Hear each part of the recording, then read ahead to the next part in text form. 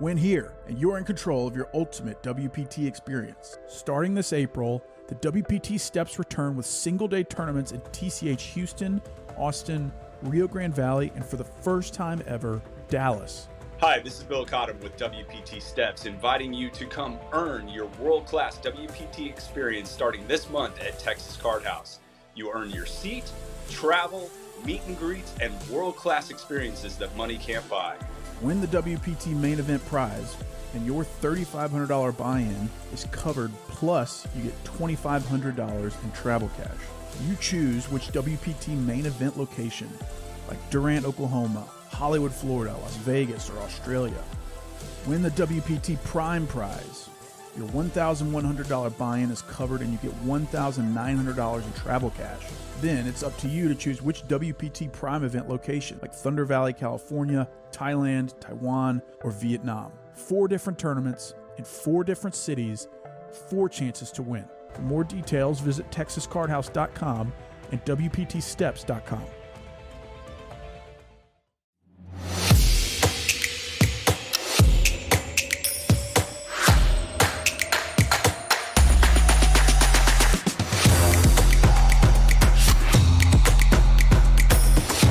To be able to enjoy the events that Texas Card House puts out and have the ability to win these VIP WPT experiences, you can't do that anywhere else.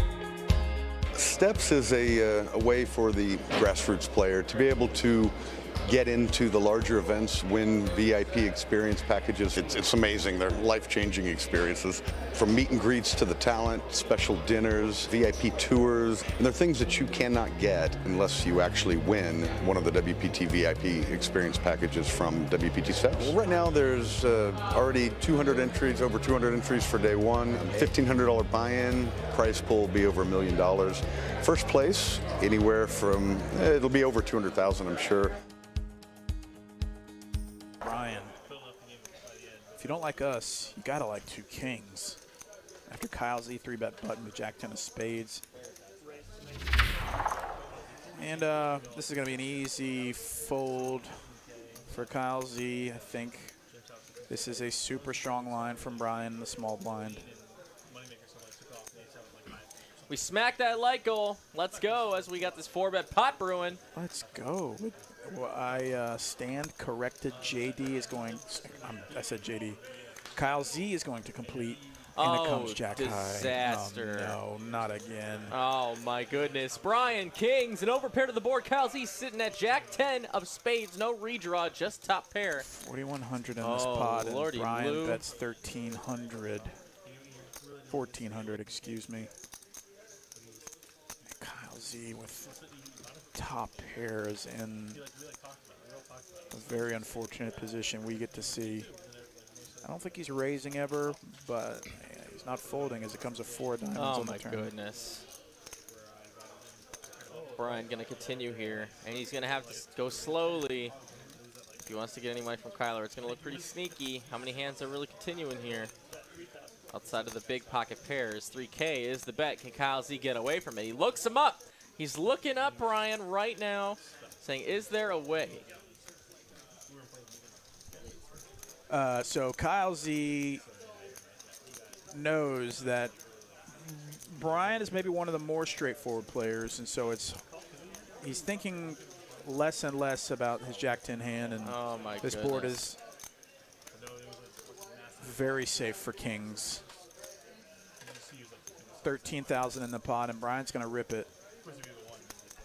What an unbelievable shove here. 8.7 thousand. Can Kyle Z call it off with top pair 10 kicker? Only got 5,400 behind in a $21,000 pot with top pair. He can't imagine that Brian's got any kind of jacks. He's not worried about that. He's just wondering if, like, how often Brian has ace-king, ace-queen here.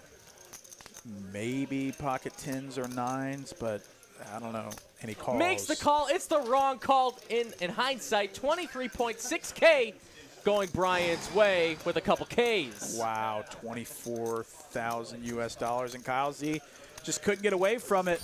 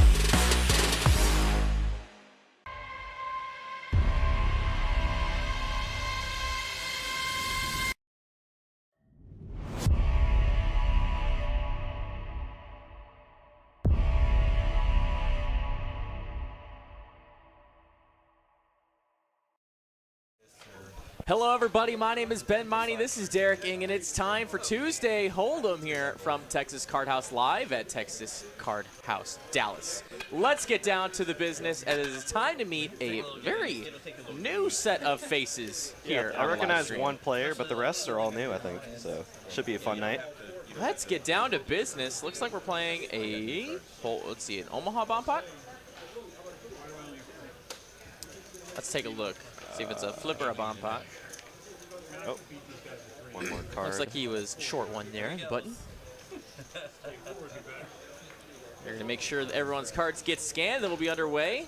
Welcome, everybody. If you're here for the early part of the stream, welcome, welcome.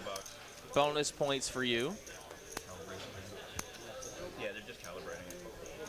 Yeah, Twitch streamer Rob Gardner and friends. So if y'all want to try to follow them on social media or, you know, look up their Twitch channels, I think they're all in the description box below.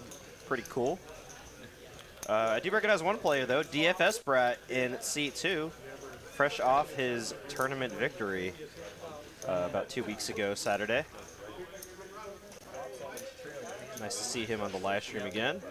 All right, so here we go. We got a brand new dealer to the stream. His name is Luke. We're going to run out this board here. 8-8 king. So an 8 looks pretty good here. Otherwise, we'll see a run out. Looks like ace-8 for Brock from the hands that I do see is pretty good. And this is a bomb pot. All right, so this is not a flip.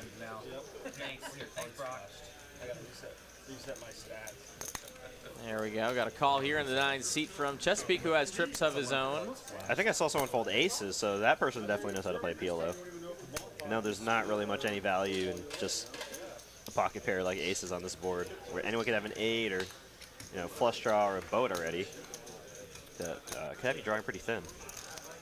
And we're going to see a turn card come here. 3 ways to the turn, which comes a 10.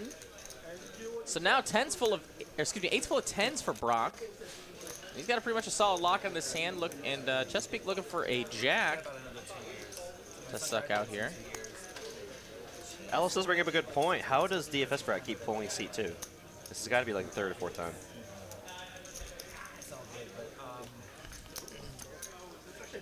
Brock betting $50, and Chesapeake's just gonna fold here. I'm not so sure. So now DFS Brat with just top pair has, I think, a pretty easy fold, and Brock's gonna take down the first hand here. It's gonna show the boat too. it's a nice start, Brock. Great start indeed. He'll take down the first pot of the night, and now it is time for 1-3 Hold'em action from Dallas. Welcome, everybody. If you're just joining us now, looks like we got a little bit of a viewer surge coming in.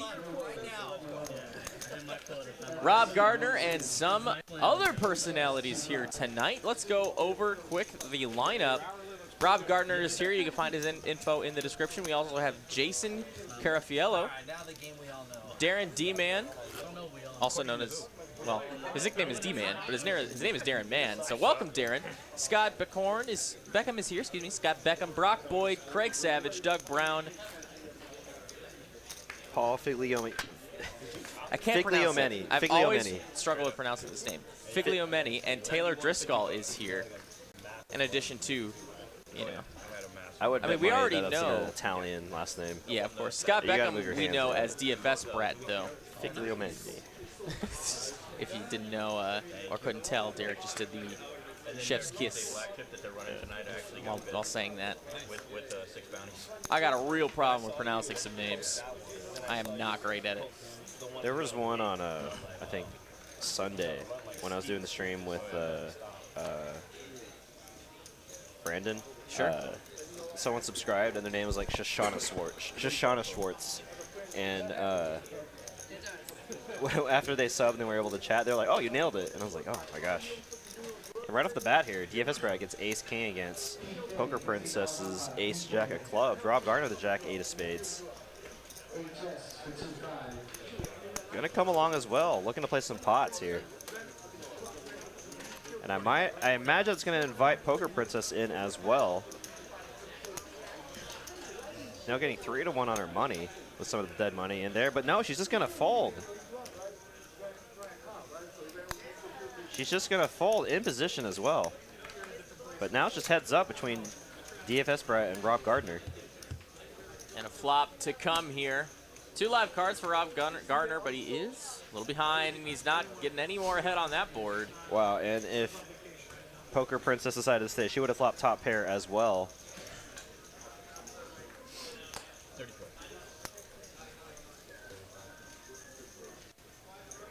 $35 is the continue from DFS. Rob, not a really whole lot to go on here. Does have some backdoor possibilities, but that's about it. No showdown valued anywhere near.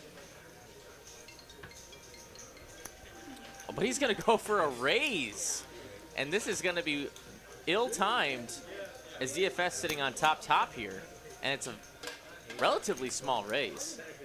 So let's see what DFS decides to do. Yeah, almost just a min click here. I'd say if Rob Gardner was trying to set up some kind of play here, I'd say I would have made it like 125 and then set up the turn jam. But you know, obviously knowing the cards here, DFS Brett never folding to a raise here or a jam on the turn. I like just a call here. Let Rob Gardner continue with his bluffs if he has any. DFS only really thinking about maybe a 7-6 combination here. But how many 7-6s are, you know, going to be calling off 3 bets on the first few hands of the night? Maybe with some more information later on, but regardless, DFS is not deterred. He does have the best hand. He's going to make that call. We're going to see a turn card come in. It's going to be a 7 pairing the board. Ace is up with a king kicker now for DFS. Rob Gardner's backdoors are now completely bricked. He is drawing dead. Rob Gardner now can continue his bluff here, betting 120. And now with the 7 on the turn, the 7-6 is less likely. Now counterfeiting a hand like Ace-6, you know, a hand that you would be losing. Ace-7 now, very unlikely, but still probably within the realm of possibility within DFS Brett's mind.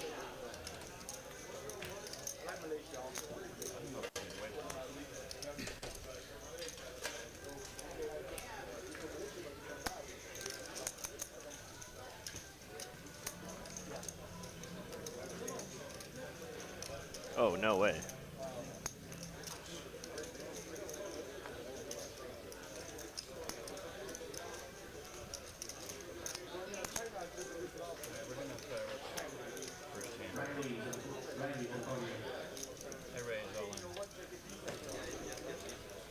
He's going to send it, and he's going to put the brakes on Rob's bluff here. And Rob going to do a little bit of posturing, doesn't want to snap fold after telling stories and, you know, give away a little bit of information. Any tells or anything like that. Just going to posture just a little bit. I'm sure we're going to be seeing these cards fly into the muck in just a moment.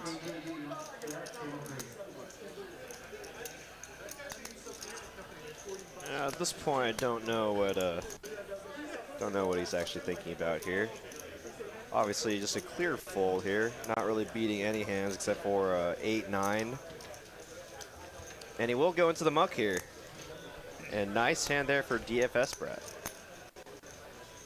Nice hand indeed. He takes it down for the first hold'em hand of the night.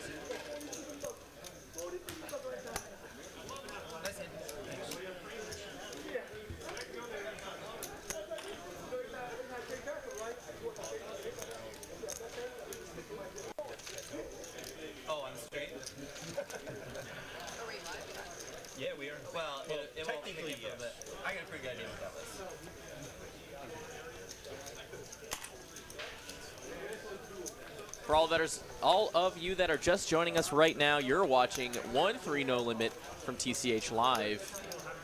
Here from Dallas. It's Tuesday. I know a lot of people are used to the big game being on Tuesday. This month we kind of switched it up. We got some lower stakes games for the beginning of the month. And guess what? We got big stakes coming up next week. It's going to be awesome. We're looking at 5,100 with JD, Rom, and, of course, everybody else, Dustin, and all of your favorites. It's going to be an awesome game. Hyping it up. That'll be next week, 6 p.m. Central Standard Time. But until then, enjoy some more, a little bit more relatable poker here. Absolutely. The stakes that 99% of people probably play. David Pratt from Austin is here in the chat. What's up? I'm seeing a whole bunch of our regulars. Alice is here. Adam Mock. Mitchell Rena. A. What's Mitch up? A. What's up, Mitch? Got Pez in here. Ragnar Roverby, of course. Can't forget him. Carrie C is here. Poker Monkey. Donnie D. Those of y'all in the chat, let's hear y'all cheer for your favorite player on the live stream right now. Let's listen to see who y'all are rooting for. A lot of new faces here. I'm sure it brings in a lot of new viewers. Welcome to our live stream. You listen to the voices of Derek and Ben Miney. Hello, hello. We are both dealers here, employed as dealers here, and commentators. So you know, we're here pretty often. Chesapeake finds aces in the hijack, puts on the 3-bet from an open from Rob Gardner. I don't think I came today to fool. Yeah, that's the right attitude. Rob Gardner's going to call that 3-bet, as also did DFS, giving that action right back. So let's go 3 ways to a flop. Aces miles in the lead. Will they hold? Name on the thing, so. Yeah. Name and your face. Well, the name was better than the face, so I was kind of. It's going to be king high, king 7 tray. So top pair, queen kicker for Rob Gardner, but aces in the hole for Chesapeake. A disaster scenario. Let's see if Rob can lose the minimum, or maybe find a catch-up on the Turner River.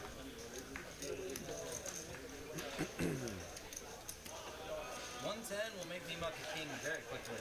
Nice hands. Whoa, what? Whoa. Did he just fold the flop? So that's back-to-back aces? You had aces? He had aces? That's, What? that's impressive. Wait, was it a... Did he lead out? I looked up and I missed it. Or looked down and I missed it. There with 8-9 already. I'm checking right now. So it was a check. 110. No, it was checked to the razor, went 110, and he folded. And just open folds, king, queen. Interesting. Whoa. My, oh my. Huh. Teach me how to do that against Yeah. aces. Well, no. I mean, he did overbet the pot there. But I'm so surprised there. I would have called at least one street with my top pair. You had a lot of different possibilities. Yeah, you had a lot of different possibilities there that you could possibly have there. It was a nice play, don't get me wrong. Oh, sure. The guy that was stacked on the chips and tell me it was a nice play. Hey, man, you just keep doing that. You just keep doing that. What he means is he appreciates the donation. Maybe a little bit of picking at each other here on the table right away. Yeah, right? 15. And DFS spread on a heat check. Pocket fives, makes it 15 to go, gets a call from Brock. It's back to the big blind for Venom, queen 9 off. Thinking about it, looks like he's gonna join the party.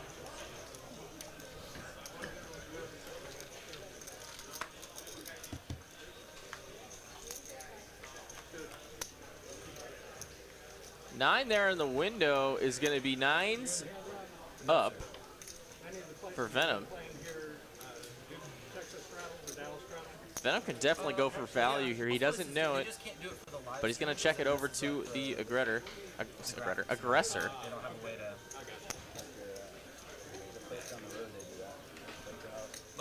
DFS going to bet 15, 1/3 pot.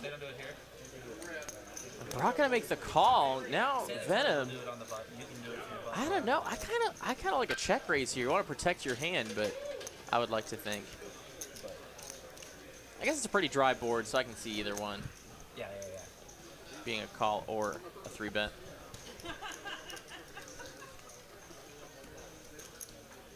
And he is going to go for that check raise. Not a huge size, though. Very value-inducing. Yeah, pretty dry board, so I guess you don't really need to make it too big, considering it's hard to... Not many draws out there. Really just trying to fold out some over cards that are trying to float. And just like that, he gets it done. Nice hand for Venom. Pocket 3 on the flop. And there's the check raise. there's a chance. AV Alfonso says, shout out to Venom. All right, we found one of our Venom fans. What's up? Welcome to the live stream. The quads for this trip. The quads bonus to the stick. Plugged in, I would assume so.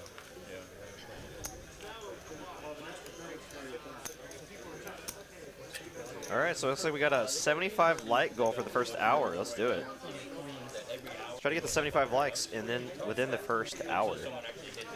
Sounds good to me. Let's make it happen, guys. Best viewership in all of poker. Let's make that like goal happen. 75 by the first hour. That's so doable. Let's smash that thing.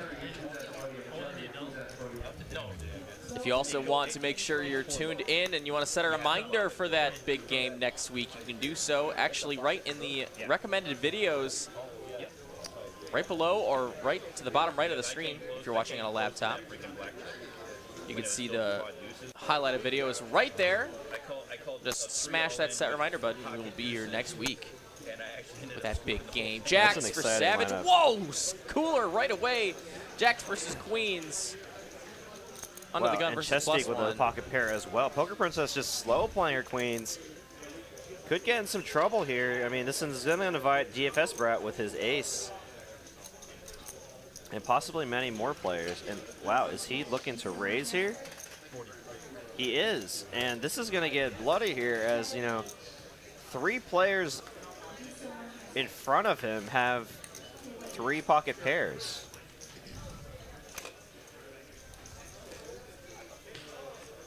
Venom with the 10 deuce off, gonna let it go. Rob Gardner, Tight fold. one of Savage's outs for the jack. We could see a 4-bet here from Savage. And he will. He's gonna make it $1.15 to go.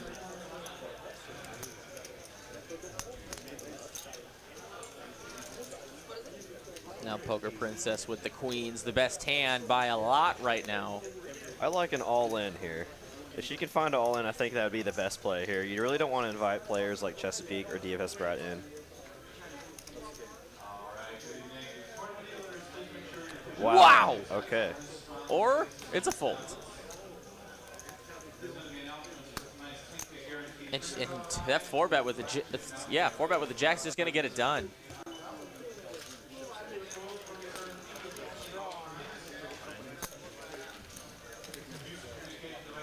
Interesting. Wow, wow. I mean, 4-bets in this stake level are pretty rare. So I mean, she really must have put him on a hand that had her beats.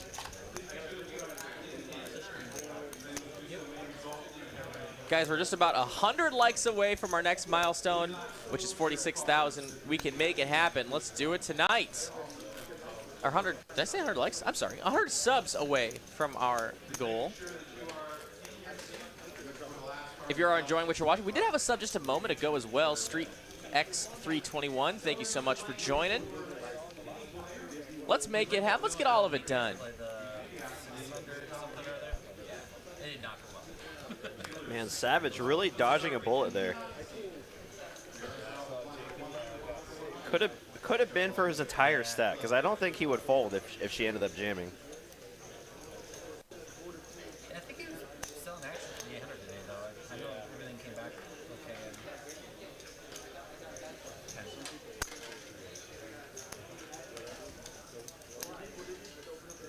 okay. And Big Slick suited for Brock. It's DFS raising with the 10-4 off. Well, this game isn't disappointed on action. I like it. Yeah, I was just going to say, DFS just giving that action right back. Nice guy. No. Brock with a real hand, 3-betting to $50 with the ace-king of clubs. Big Slick suited. Venom with the mystery hand.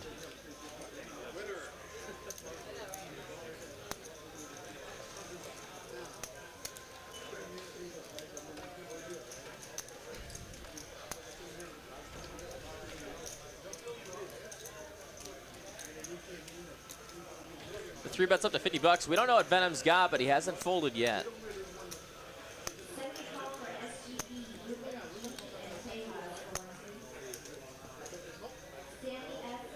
There he goes.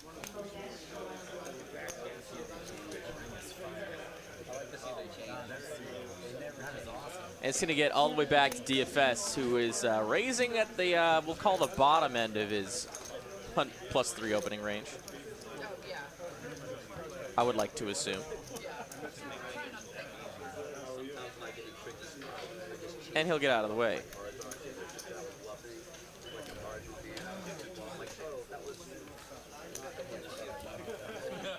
Tim Martin with the sub. Thank you so very much. Welcome to the stream.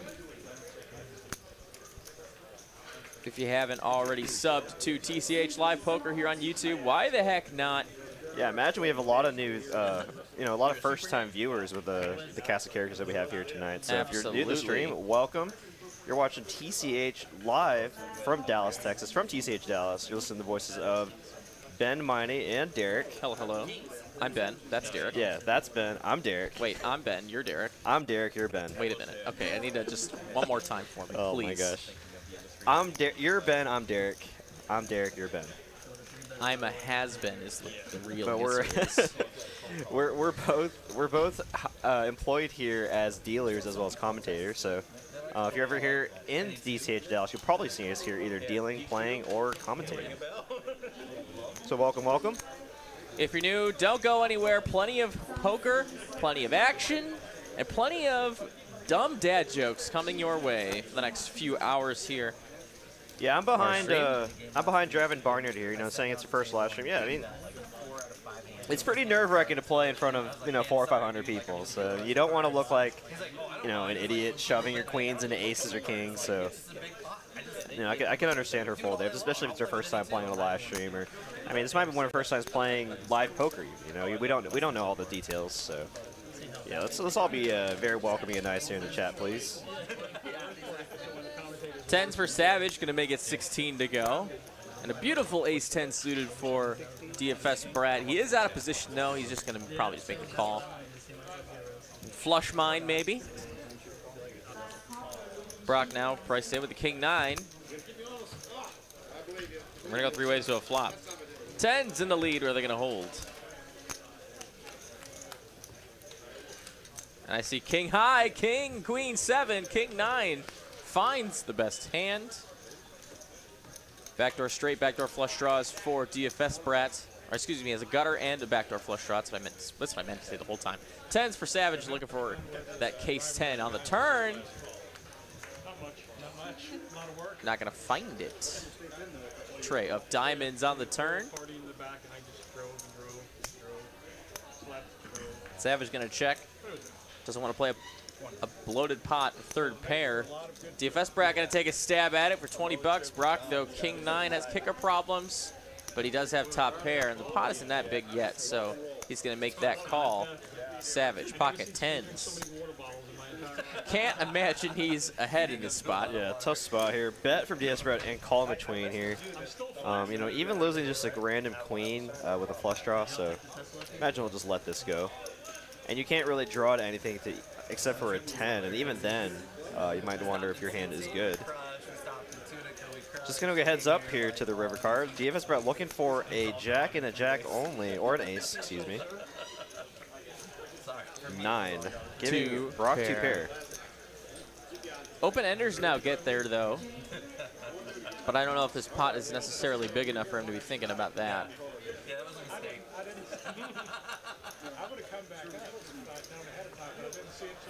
It's possible. There's definitely jack 10s that are making that lead on the turn, though. So it's not impossible. But he is going to check, though, and that is not something I would imagine jack 10 is doing. So now Brock probably feels pretty nutted here, and that looks like I mean, we'll see. He's going to make a bet. That's going to be a fold. Chose the 9.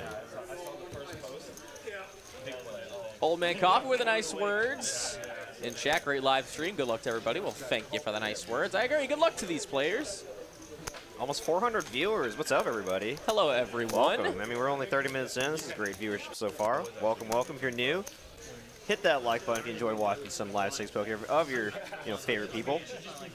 And if you're here for these, the cast of characters here, let us know who you're watching for. Yes, if you're rooting for somebody, do let us know. Send some hype in the chat.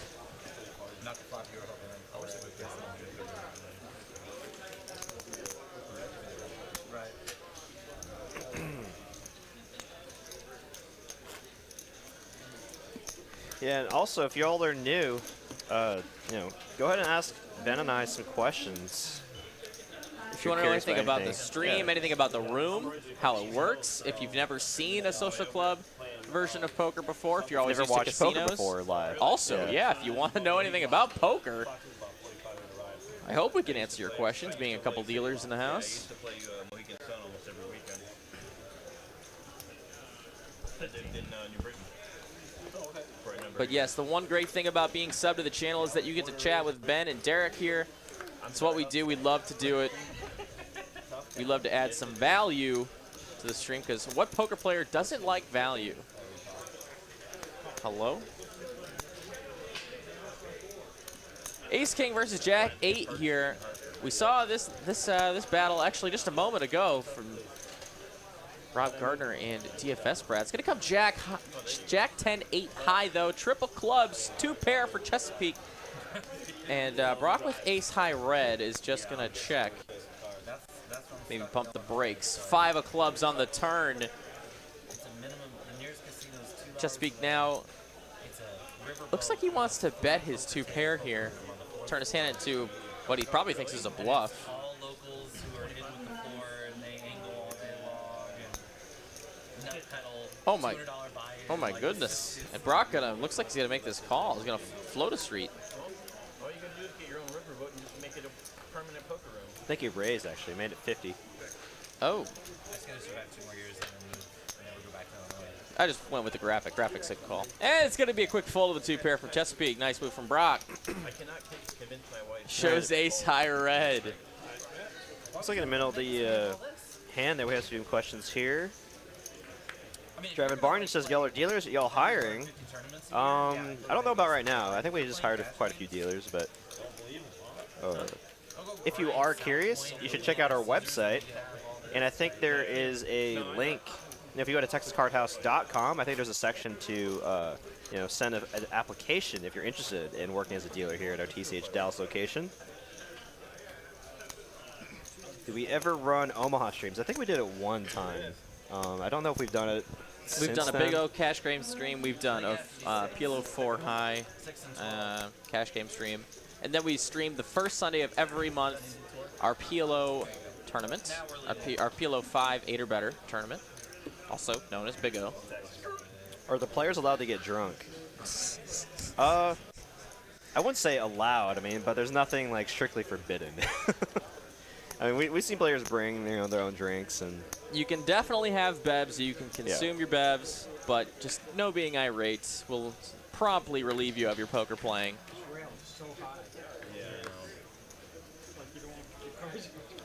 Joshua Plum here with actually a great question here. Preference, dealer's opinion on, oh my gosh, all these polls. Dealer's opinion on when tips are placed on the hole cards after the hand. I personally prefer not. Right. I imagine you're probably the same. Probably, yeah, I'm pretty much the same way. I mean, it doesn't really slow it down that much, but sometimes actually I've accidentally flipped over the hand when trying to grab the tips off of the hole cards. So, and I felt really bad. I was like, oh, sorry. Like I couldn't do anything about it. And so I mean, I do have a preference. Obviously, receiving the tip is already amazing. So you can place the tip however you'd like. A raise to 30 and a call from Brock. 10-8 versus King Jack. Let's see a flop. Oh, an 8 in the window. Ooh, interesting flop here. An over and a gutter here for Brock. Jack not going to work for Brock, as it would give Gardner the straight. So Brock looking for a king or a 10 here.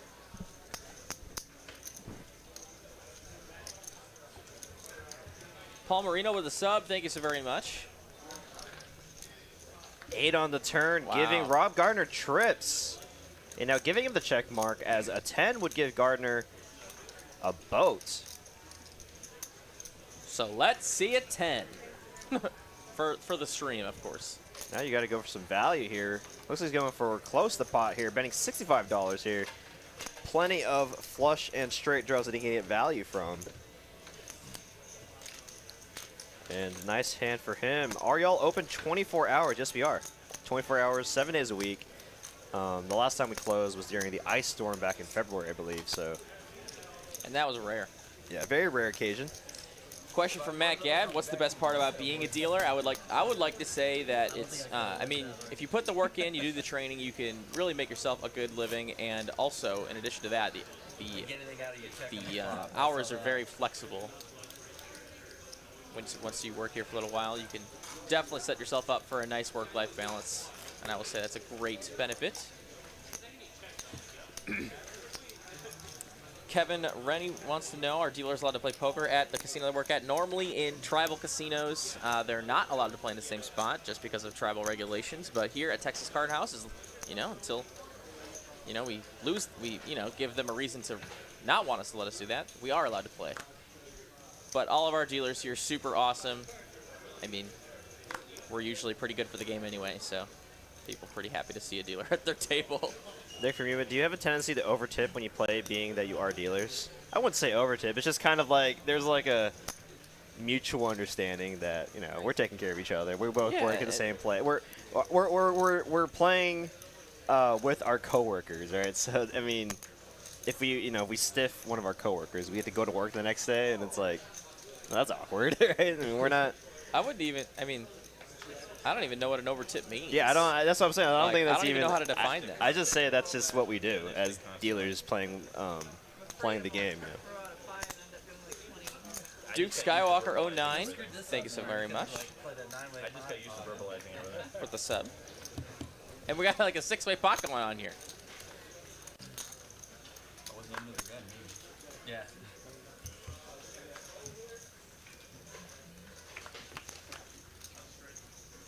And the flop's going to come in 8. I see that. I think that's a middle set for Poker Princess. Absolutely.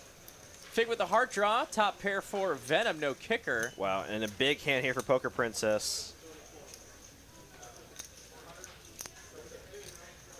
Gonna get some action here as, wow, and she's just gonna check here. Really opening the door here for a flush to come in. And 5 of clubs actually gonna give, wow, what a turn card. Gives Venom the nut flush draw with a straight draw. Fig still with their heart draw. And Poker Princess with middle set. Definitely gonna need to put some more money in here if it gets checked to her again.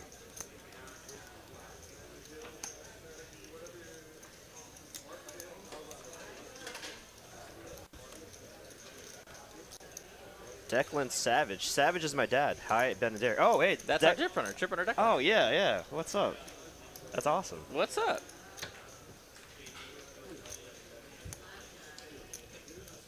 And Poker Princess going with a raise here. I like the raise here a lot. Do think she could go a little larger, but she has the right idea. Really trying to set the price, make the price a little more expensive for the draws. And gonna get Fig here to fold. Venom here with a massive combo draw. Absolutely. Drawing to a wheel, drawing to the clubs, but also has showdown value in top pair. He's not going to be going anywhere.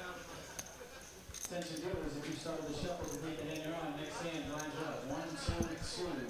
Next hand 100, 200, 200.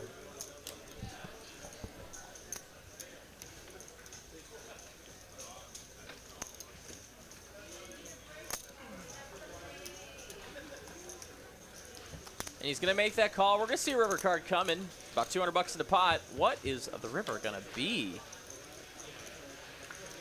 And that's a deuce. Oh, man. Ace is up. Oh, wow. Ace is up for Venom. He does improve his hand. He's beating bigger aces, but he is now officially dead to the set of 8s.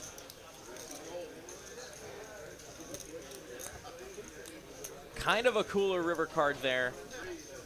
Let's see if Venom can just lose the minimum on this river.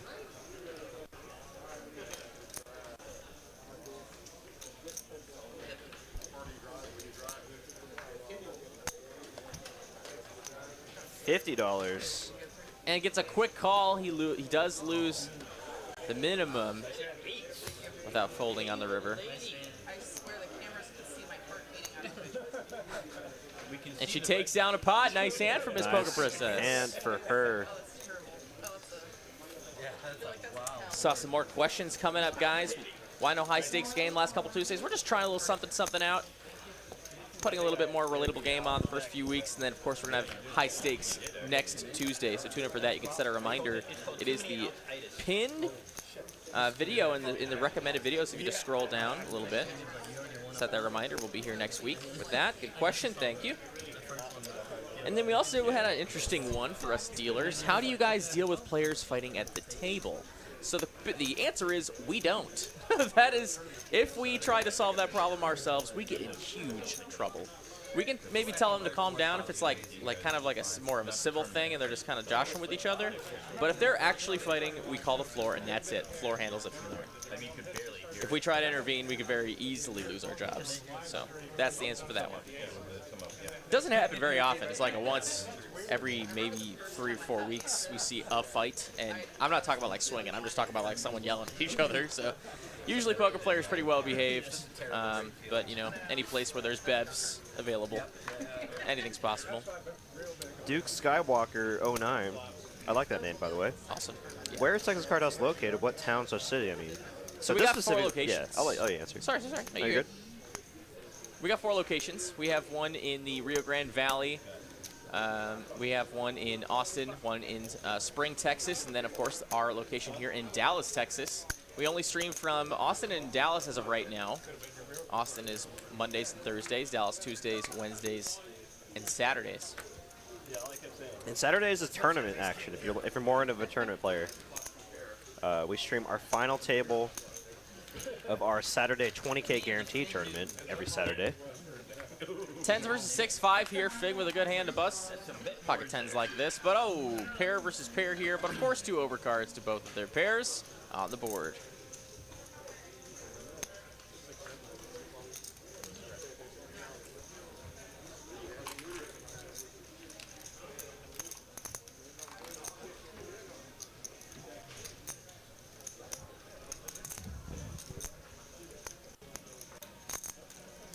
Up here from RG as well. Thank you so much. Rob Gardner was the initial raiser in this board. Favors him a heck of a lot more than it favors Fig.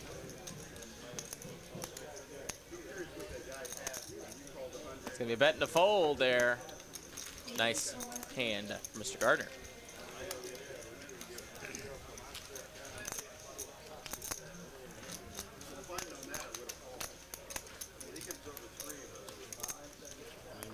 Kevin also wants to know, are the players allowed to play online poker on their phone while at the table, or would that be bad etiquette? We see it every once in a while, but that is pretty much a situation that, you know, is handled pretty exclusively by the floors if they feel uncomfortable. But usually it's okay. Like, we have no idea, we have no way of knowing if you're playing for real money or fake money anyway, so.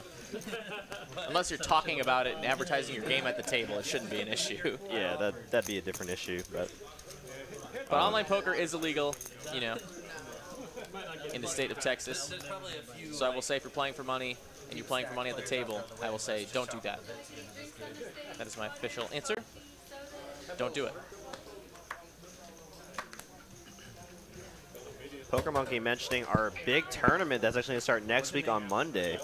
Yeah, we'll definitely mention more about that later on. Yeah, stay tuned for that. Let's just say there's about, what, you know, $250,000 in the total prize pool. Lots of money. Lots of dollars. They have a couple locations. Isn't there one at Austin? Yeah, Round Rock, Austin area, yeah.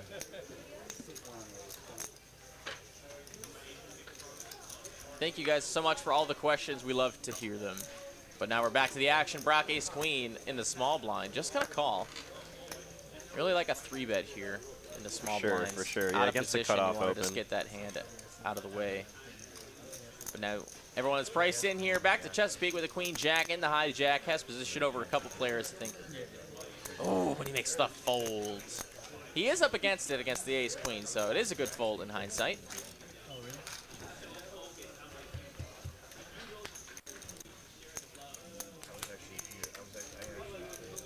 So let's go to a flop. It's gonna come ace high. Ace Queen finds the top pair.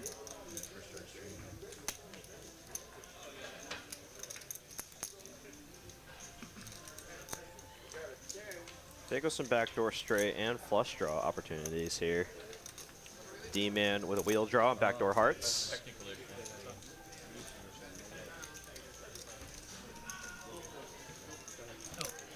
whenever I played on the last stream and there's like pauses like this, I always joked around. I was like, all right, commercial break. Gonna check around to Fig here, and he's gonna bet out at, you know, with his 8 high, backdoor spades, backdoor straight draw.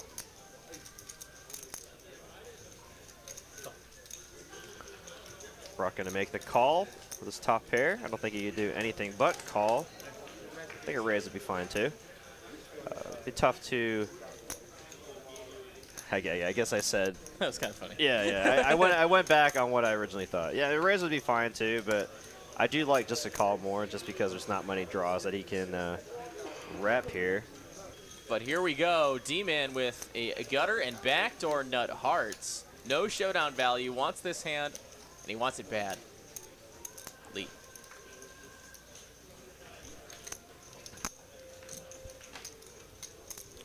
Interesting raise here from DMann.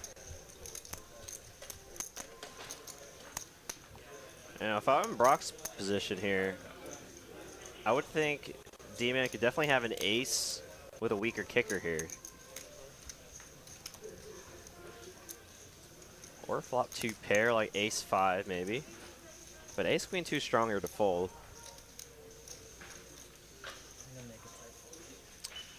And he makes the fold. Nice hand there for D-Man. Gonna take it down there with king high.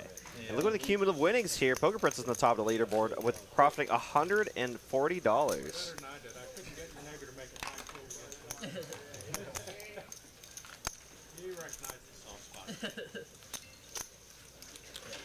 I guess in my position there, having ace queen in that spot really under reps as he didn't 3-bet pre-flop. Really tough to fold on that board, on such a dry board.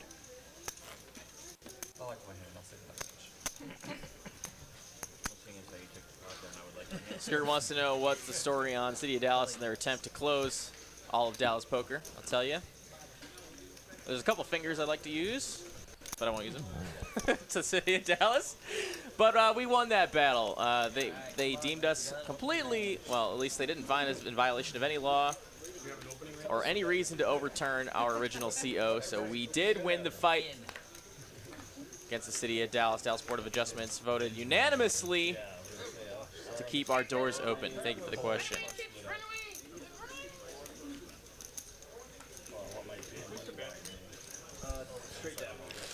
Nick, if I think of any questions, I'll let you know.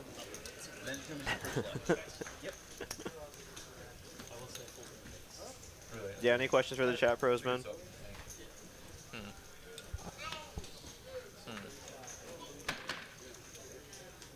I'll definitely think of one too. Sevens for Mr. Gardner. Going up against 3 other players. Oh, he's got 10s, does Venom. 4 players to a flop. Let's see it. It's going to come queen, 9, 8, high. Rainbow. Gutter for Poker Princess. Venom double blocking that gutter. Otherwise, an over live for her. 10s in the lead, though. Venom first to act.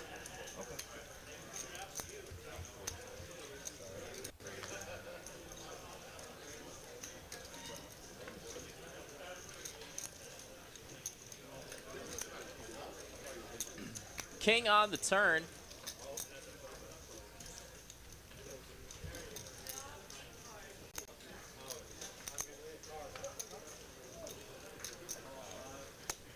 And this is much better card to bluff on for Miss Princess. 20 bucks. Venom your pocket 10s. Does he want to keep her honest? Maybe one street. The pot's pretty small, but it is 3rd pot bets. Does he want to put any more money in here? And he does not. Doesn't want to play in an inflated pot with 3rd pair. And gets the 7s to fold. A nice hand for Princess. She gets a bluff through. Oh, I like this question, and I want to answer this one. Go nuts. Johnny Majero asking, ever deal with a famous person who's not a poker pro? Yeah, I dealt with Seth Curry. Yes. Yeah. Seth Curry used to play on the Dallas Mavericks. And yeah, he loves poker, loves PLO. And he actually, when he I think it was last year. And he, I think he has a residence here in Dallas. And he just stopped by a Texas Card House and played some cards. It was really cool. Have you dealt to Dale Hansen? Yeah. Okay, so I guess that'd be that would have been yours, right? Trying to remember when I dealt to Shock. I feel like I have dealt to somebody. I'm not messing with these right here. There's no chance. Meh. Oh. No worries.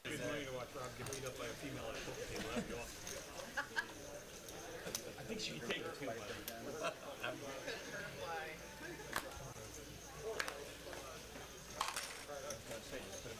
I'm going to take the over on fly because you live in Texas. There's snakes and scorpions and spiders. And My wife just saw a snake in front of our house today. you don't make it out here if you can't.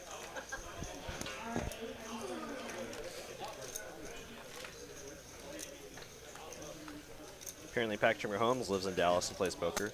We have to see him stop by a Texas Card House, though. I would imagine we're a little lower stakes for him. Even our big game, though. Like, this, we're talking about a man who has probably rolled for 8-9 figures. So. True.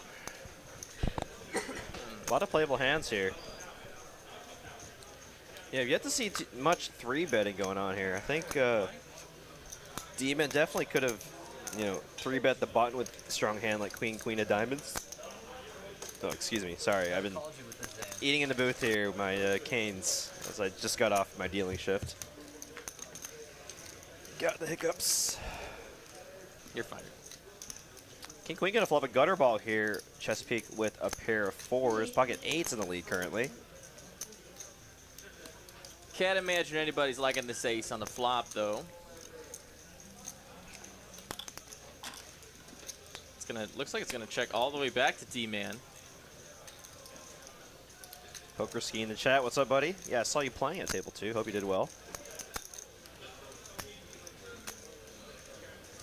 He's gonna bet a pretty nice size here, 35.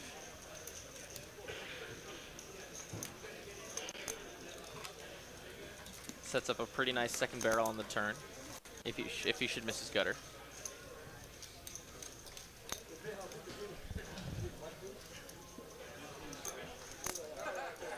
Fig gonna keep him honest, we'll say. Make it $90 to go. Now DMann thinking if he stepped into it here.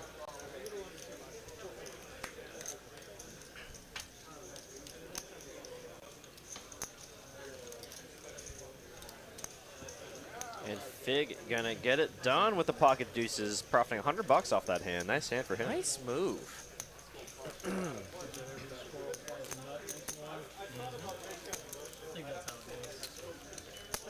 And I guess for those of you that are new to our live stream, and I guess, our room in general, the chip denominations visible on our felt right now, the whites are $1 chips, the reds are $5 chips, and I think there's a few green chips. Yep, the green chips are worth $25.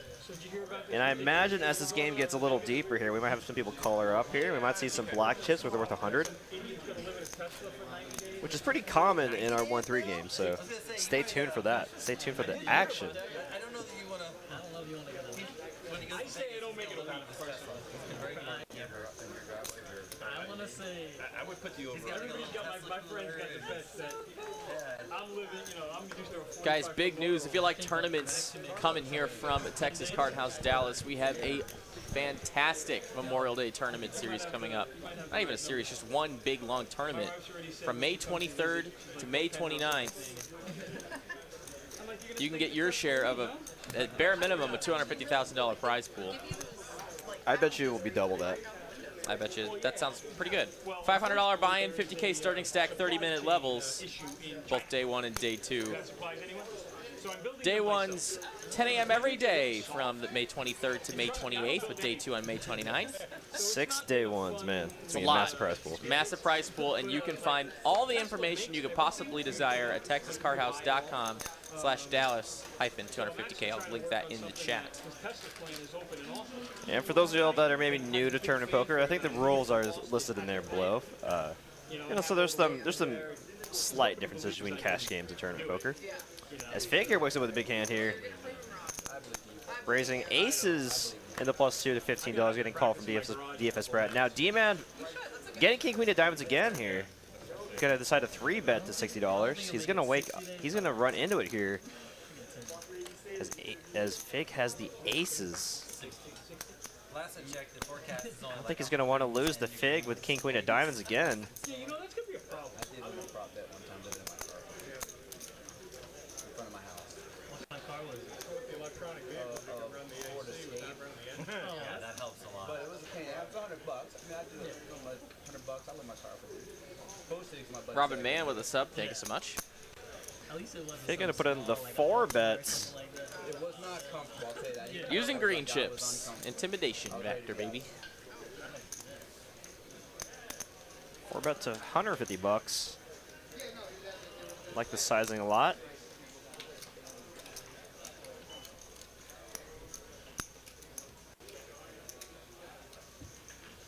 Looks like DMann's gonna make the call in position with a very playable hand.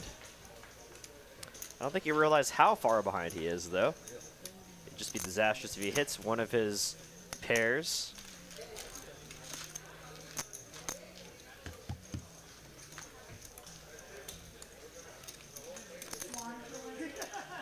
Ten-high board, but it's diamonds. Oh, wow. Diamonds and 2 overs with some backdoor straight possibilities. This could be dangerous here. DMann, who has no showdown value, has 40% in this pot already. Like 40% of the line share. That's pretty crazy going against number 1. I like it.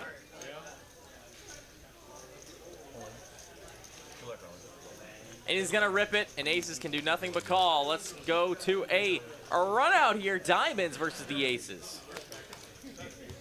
So gets to hit some runner, 2 pairs or trips.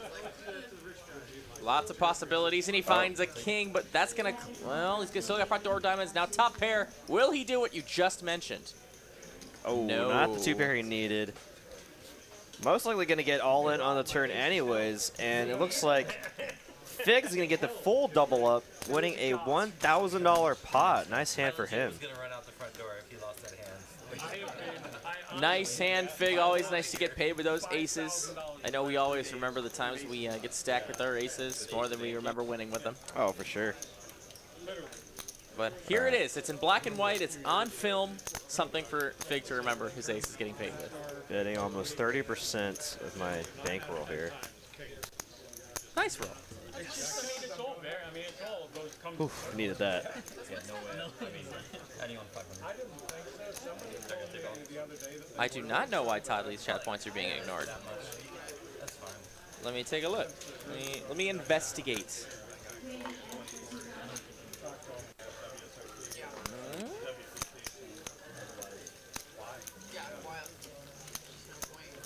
Julian asked me where his coleslaw is. Sorry, I always sub the coleslaw for another piece of toast, so I apologize, Julian. I'm pretty under the ballpark that coleslaw is inedible, but yeah, at least the coleslaw they have.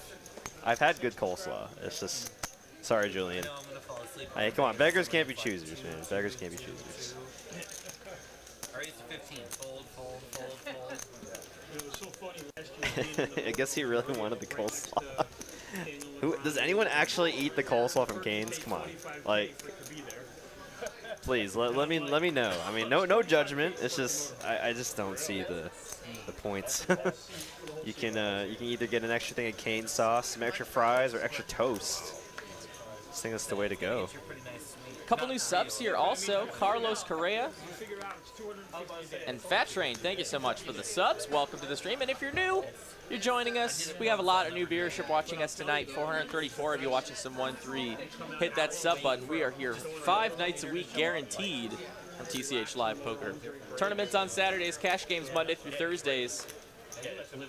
All the poker you could possibly imagine, and 2 of the most dastardly looking, handsome commentators you could find on a day-to-day basis. If I must say so myself. Mr. Gardner has a couple J-balls in the hole, and he's going to 3-bet the 75, and Chesapeake has aces. It's a cooler. Rob Gardner, though, I'm sure he could in some way, somehow get away from these jacks. Yeah, I mean, probably one of the worst, you know, other than like maybe 9s or 10s, probably one of the worst hands you'd be 3-betting with in a game like this. And Chesapeake's just going to ship it in there with the aces. This is the size that could get you to fold. Absolutely. His size was just a little too awkward to go for a standard 3-bet. Or standard 4-bet, excuse me. So he just elected to rip it.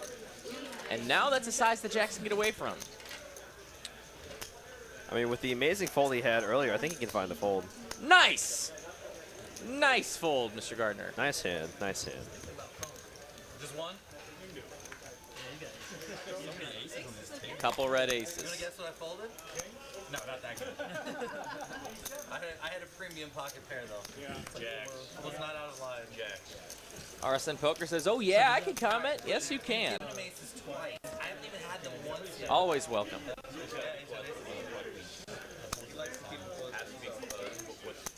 Do note that we try to keep our chat and our environment nice, friendly, as we're all learning poker together, having a good time, watching some free entertainment. So we want to keep the vibes nice and positive here in our chat environment. Got about 3 minutes left until we need to hit our like goal of 110. I think we're at 91, it looks like. Got 440 of y'all in the chat. Haven't hit that like button yet. Smash it.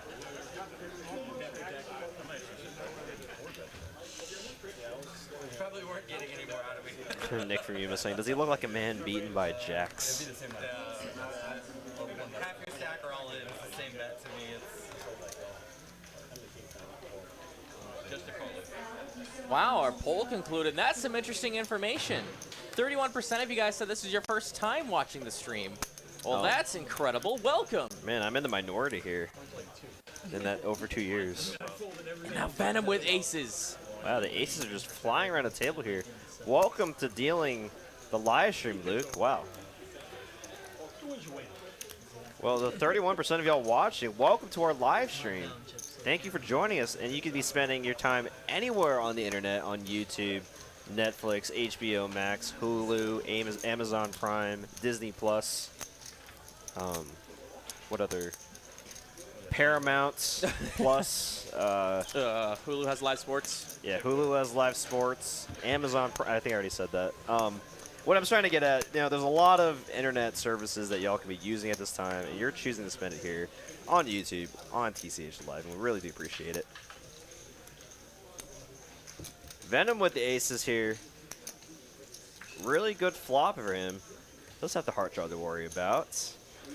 But definitely a board you can get value from, any kind of king or heart draw here. So let's see if he decides what sizing he gets to go with.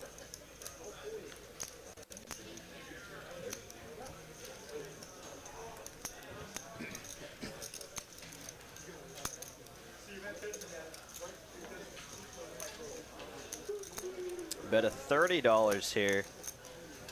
And David Stewart makes the discipline fold here.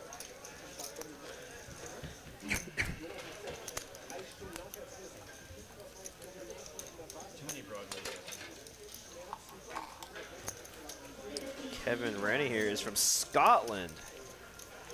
Gotta go sleep. Hey, appreciate you stopping in. Thank you very much. Whoa, screw Disney Plus. Whoa, man, that's one of my favorite streaming services, buddy.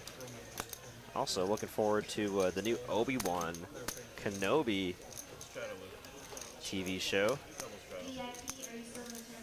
Definitely a big nerd when it comes to Marvel movies and Star Wars. Are you sure he's shuffling deck? Lots of aces tonight. He is definitely shuffling deck. I'm literally watching him do it in front of me. And we got the double straddle on here. 1, 3, 6, 12. I gave a little torch before I came in here saying this is probably gonna happen. I gave mine a little pep talk. Hello from Romania. Wow. Well, hello. Be enthusiastic when you lose. Also, Cam Maloof with the sub. Thank you. Welcome. Nice roll from Nick Romeo. Nice roll. RSN Poker says, I'm at work, so I have to listen to y'all. Make it entertaining for me without seeing it. Yeah, we'll do our best. We'll do our best here. DMann in the plus here, raising up to $31 with a King Jack of Spades. Venom Looks like he's posturing with the Jack 7 off. Gonna let it go. Pull Rob Gardner in the same hand. Unsuited though. I don't know though. I think I prefer Rob's though. You get 2 flush draws, right?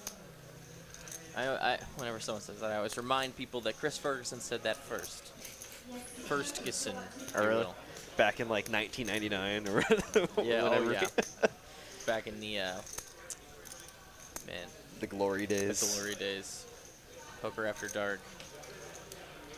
Pat Trent says, all these fun crushers, great broadcast, guys. Heart emoji. Thank you.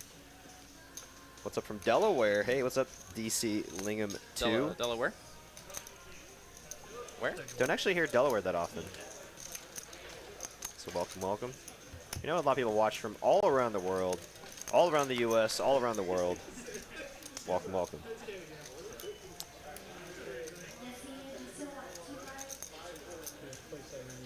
Derek and Ben, will y'all play or be working the next gen meetup game? So I believe that's on May 22nd. If that's a Sunday, then I'm definitely going to try to come up and play that game. The owner of Sam Moon actually owns the property, and on Saturdays they have they would have that was section on Saturday. Yeah, you can't park in the middle section on Saturday.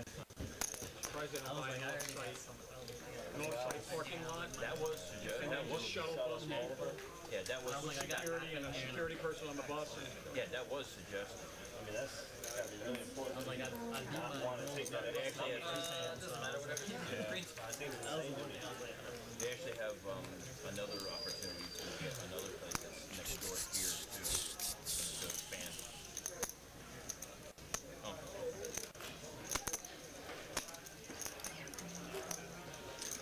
Oh yeah, how could I forget? What's up, Bo? Dad.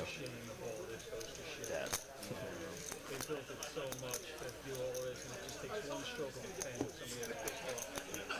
Well, they tried it once already and it failed, so. I want to hear from the chat now. I mean, we know there's a lot of new viewers out there. Do y'all prefer watching cash games or tournament poker? You know, we really want to hear feedback from the viewers, you know, as we do our best to facilitate what the viewer wants to watch, you know? No point in running these live streams. We don't, you know, provide the content that our viewership wants to watch. Rob Gardner here with the 8-7 hearts. Very fun hand to play. Suited and connected. Lots of possibilities. Poker Princess is going to fold the pocket threes and they cut off. Fig with a 7-4 off in the small blind. Going to let it go as well, I believe. DFS Brat with the ace queen in the big blind. Just going to slow play here. Anything that can keep me out of a pit is a really good thing. Very happy about not being yeah, it's not that I don't like casinos. I think poker. Yeah, no problem, Cosmin Panaru. I'm sorry if I butchered your name there, but thank you for joining us here all the way from Romania. You walk through there, and by the time you get to your room, you're like, oh, yeah. Most of them were getting I mean, it was great during COVID. People got COVID masks on and they're smoking. And an interesting flop here. King 7-6, monotone board with the club variety. DFS Sprout with the only club in his hand. Rob Gardner technically in the lead here with his pair, but DFS Sprout with 2 overs and a flush draw. If there's anything DFS likes to do, is it's draw out on his opponents and win big pots. That is his namesake. Can he do it here? And it would be a king of spades on the turn. That's not it. Kings and 7s, the best hand for Mr. Gardner. And Brat will check. If I'm Gardner here, I might actually think my hand is good here, as having that second king on the turn makes it much less likely your opponent can have a king, and you, as the pre-flop aggressor, you are more likely to have the king. If I'm Gardner here, I might try to bet pretty large here, try to either rep that king or get someone off their flush draw.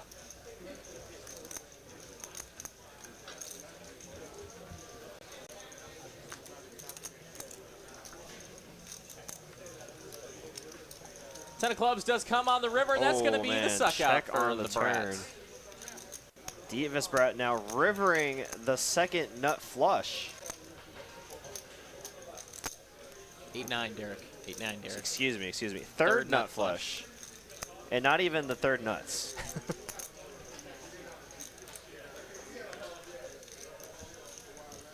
And Gardner here. I think the only play that would actually ever get DFS Brett to fold is an all-in. I mean, it sounds insane, but you want to, if you're trying to get your opponents to fold a good hand, you want to put max pressure on them. It looks like he's grabbing calling chips. Those do not look like raising chips at all.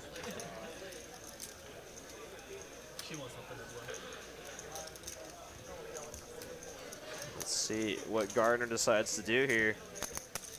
And he lets it go. Nice hand there for DFS Brett. Getting lucky on the river there. And taking down a decent size pot. Appreciate everybody answering my earlier question there. It looks like we saw a lot of half and half here. So half the people here like tournaments, half the people like cash games. Poker Monkey saying once per week for the tournament is fine. And I saw a comment here from Black Sheep Poker, not new to the chat, but it'd be nice to see some PLO stud, deuce to 7 triple draw, like a 5-game mix maybe. We did record that once, but we just haven't really done anything with that footage yet. We recorded our horse game. Yeah, I think that'd be a lot of fun actually. I mean, I enjoy playing the mixed game every Wednesday that we have here, every other Wednesday we have here at TCH. And I mean, honestly, I would love just like a deuce, like, you know, it'd be a really insane action game. Deuce to 7 single draw, you know, because you just go all in, and that'd be a super action game. That was Florida.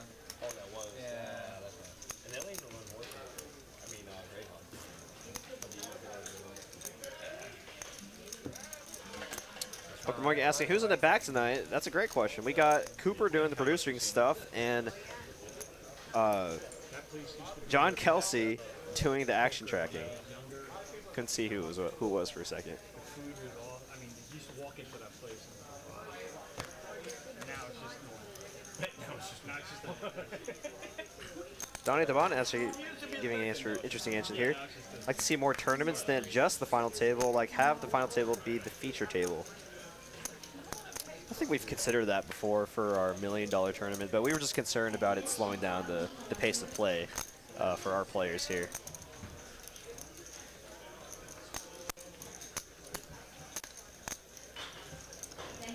I feel like it would just put them at a disadvantage of the rest of the room, right? They might get less hands, or you know, have to worry about outages.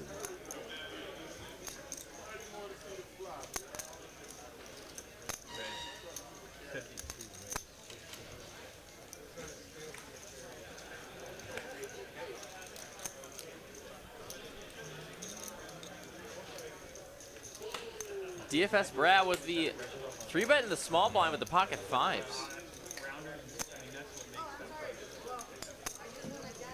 The only thing I don't like about this is that you're going to have to play out of position with the betting lead and on a lot of flops that you don't like. Basically just turning your hand into a bluff even though you're paired. I will say, I mean, pocket pairs from the small blind, typically you want to implement like especially like the smaller ones, 3-bet or fold strategy. So sometimes it's good to mix in these smaller pocket pairs in the 3-bet range, you know, so you're not as predictable. You know, the flop might come like, you know, 8, deuce, 5, and your opponent's never putting you on a set at 5s. You can get a massive, win a massive pot that way. Actually, I think I watched a recent vlog from Brad Owen where he ended up 3-betting Doug Polk with pocket 6s, or I think he like 4-betted with pocket 6s and flopped the set, and then Doug Polk's never putting him on the set of 6s, right? So won a massive pot. Cody Brunner actually was something we've been trying to do a little better with, is trying to get some random facts about the players. I wish we had more information on that. Unfortunately, I actually had to work a shift before commentating tonight, so I didn't get a chance to go up there before the live stream started to talk to the players. And I think Ben here was busy with something as well. Didn't get too much of a chance to talk to them. I was stuck in Plato's closet. I just know when I was there. In Oh, with who? With Angel. I'm yeah, hello.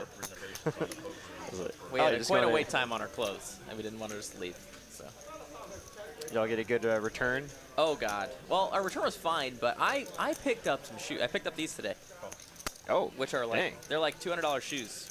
You got it for like $10. $45. $45. They were on the little shelf. Yeah, but that's they're clean, new. I'm pretty sure they've never been worn. There's like nothing on them. There's beautiful Pierres. There were a pair of Jordans there too for I think $60. Just not my size. Pretty sure I just should have bought them anyway.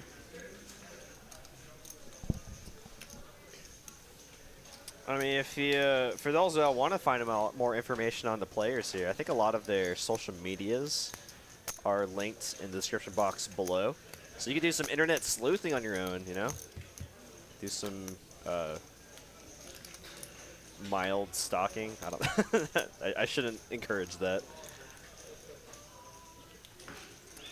Paul Marino asks, has there ever been a misdeal, and so what happens? Oh, of course. Yeah. Of course. Yeah, no, it totally happens. These cards are a lot thicker than, like these RFID cards are a lot thicker than the regular cards on our normal cash tables.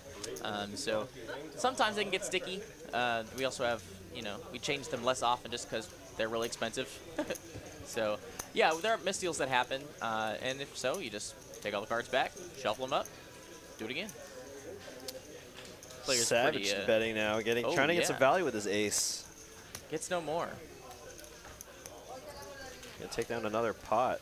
Nice hand there for Mr. Savage. Father to Declan Savage, one of our chip runners here. Shout out to him. Casey in the chat. Hi, everyone. Hello, Casey.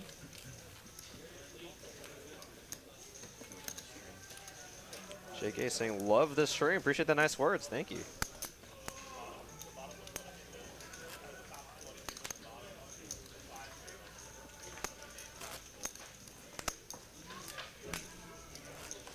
Let your friends know, let your mom, dad know, let them all know. We got 1-3 hold'em action, and it's a lot of fun. Get in here.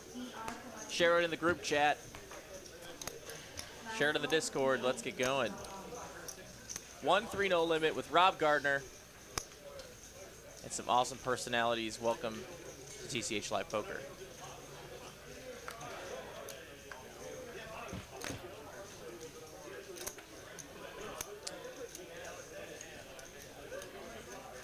So some pretty cool things coming up for our live stream. You know, obviously next week we got our big game, the biggest of games, 5100. Is it pretty big? Pretty big. I mean, when a raise is the one stack, is one buy-in at 1-2. I think that's when the open raise the 300. that's just insane to me. You're gonna see all your favorite players: JD, Dustin. Return of Steven as well. Infamous for his hand with Bill, though. The biggest pot we've ever had here on TCH Live. Almost $150,000 pot. You can find that in our archives. You want to watch that hand again there. Pretty insane hand. Being an idiot and not knowing any better, I took the... But the week after we have our big game, we're actually doing a pretty fun little game here. You might see yours truly playing in the mix there for an employee live stream. Now, how about that, Ben? That's pretty sick. That's pretty sick. Also, Bet on Drew coming by the chat. What's up? Hey, what's up, Bet on Drew? Says he's here to swim with the boys. We're glad to have you. Hope you have a great time watching tonight. King Jack versus Ace 10 on this board, coming queen high. It's the one Broadway card they both missed. I think that was phonetically the wrong thing to say, but I think at the same time everybody knew what I meant. Yes, absolutely. Actually, no, because I'm replaying what you said in the back and like replaying, and I'm just like, wait, that didn't make any sense. But no, I knew exactly what you meant. It like my own brain just unraveled the code that you. It's just the same thing, like word rescrambling, but sentence rescrambling. The parking. I don't even think. I just think the park. I think parking. I mean, because you realize if you think about it, those two parking garages cannot fit the car. Yeah. So you're gonna have to park somewhere else. But pretty cool thing for Dallas Poker though. Shout out to Shuffle 214 for winning their appeal today. Absolutely. So it's funny we talk about the legal aspect of poker in Dallas. We won that battle quite a while ago, almost a month and a half now. And then you know, one of our competitors actually, but I mean, you know, we want all of Dallas Poker to do well, right? So we say competitor, but like, you know, we're all doing the same fight, so tiny of us. Yeah, congrats to our neighbors, Shuffle 214, getting that done. Basically, yeah. Taking on. They got the unanimous vote as well. Yeah, the 5-0 votes.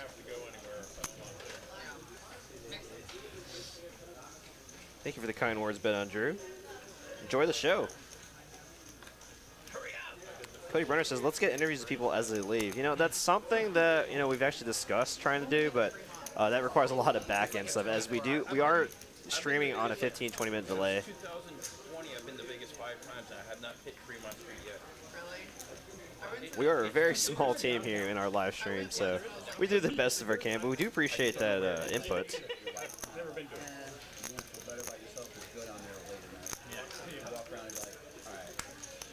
I don't have it so bad. Yeah. Yeah. Things are going pretty well. I wish the Uber pickup spot was a little more like it.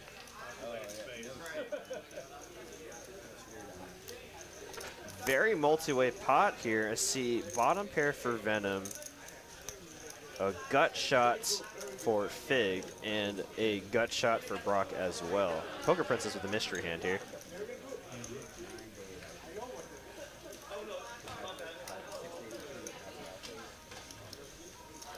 Yeah, I stayed there last summer and it was awful. Looks like Fig's gonna bid out here with his gutter ball backdoor clubs. We're gonna stay at the 3 hours Bellagio. to get checked in, and we got in line at 1 a.m. Yeah, that's when I always do that On self-check. Tuesday, the Rio. I always do the self-check. What couldn't do it? The machines weren't working. So We tried like, to get them to hold our luggage and they wouldn't. So but then there was another lady who was like, oh yeah, we do it for free. And I was like, so then who Vegas stories.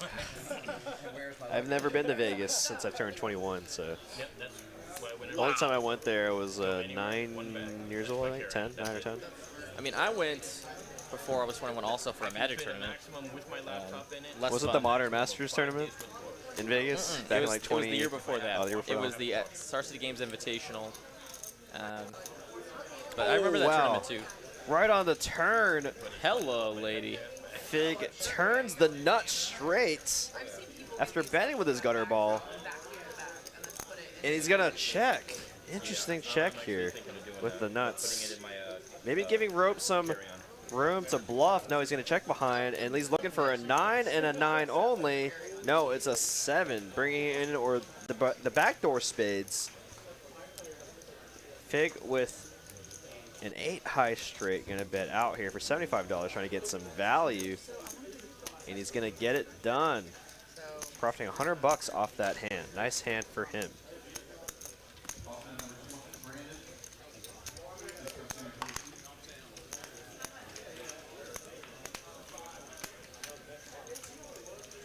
Cody Brunner says, y'all sound too professional for a stream and game this size. We do the Thanks. same amount of professionalism for our 1-3 tournament, our 1-3 cash games, our tournaments, and then our 5100, 200, 400, 800 straddle games as well. I'm not just going to be less professional. Yeah, for yeah. one, No, I mean, we're trying to give them the same amount of. These players are taking time out of their day, just Absolutely. like the high stakes players do. So they get our attention like that. someday it would cost more than $5. Ragnar Orby says somebody at TCH Dallas is getting pretty good with those promo videos before the streams. Put that person in charge of the player profile videos. There you go, David. Yeah, that's just one more thing for David to do, right? Enjoy. I have no idea how much it costs. But Duke Skywalker 09. Does the card house only have no limit, or is there a limit also? So, not all of our dealers really know how to deal some of the limit games, but the few that do, and I shouldn't even say a few, I bet probably half know how to. We kind of just run private games within themselves, but you know, if you want to talk to a dealer and see if you can get them to deal your game, and you talk to the floor, you know, we can get really any game you want to run here at TCH Dallas. As we do the best of our ability to cater to the player. We're no casino. No. We cater to the poker player, and whatever y'all want to do, we try the best of our ability to do. Literally, one of the games that we have running here was started because the player input, you know, the bomb pot game. the $15 bomb pot game, and then there was player input that they were wanting a smaller bomb pot game, and we introduced the $5 bomb pot game. So, you know, we take our input from the players really seriously. Ace, queen, 6 on this flop, 2 clubs. So how about top pair versus the club draw? He's gonna go check, looks like. Did he check back? Or is he still yet to make an action? I think he's still thinking. Chesapeake here with a 10 high flush draw. DMann with top pair. Weak kicker. 15 is the bet.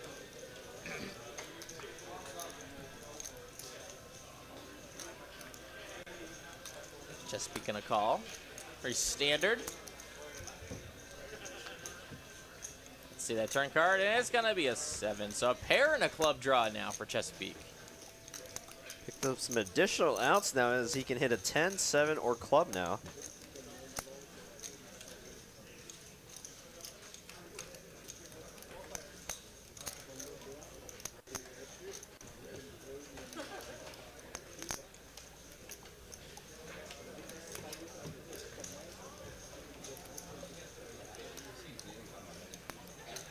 That's $40.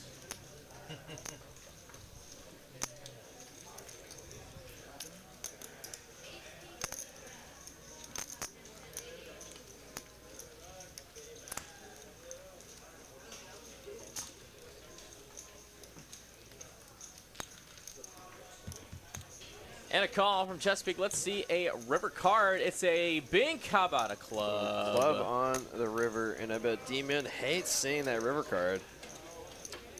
I think Chesapeake here should try to lead here. Maybe try to put a blocker-sized bet, try to get a crying call from an ace. And that's what he decides to do. Bet $35, trying to get max value from a single pair holding, like exactly what DMann has.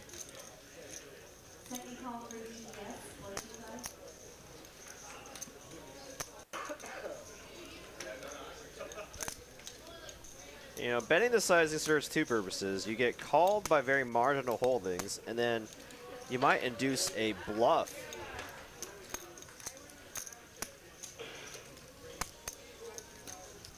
You know, it's tough to fold top pair even for that sizing, even when the front door clubs come in.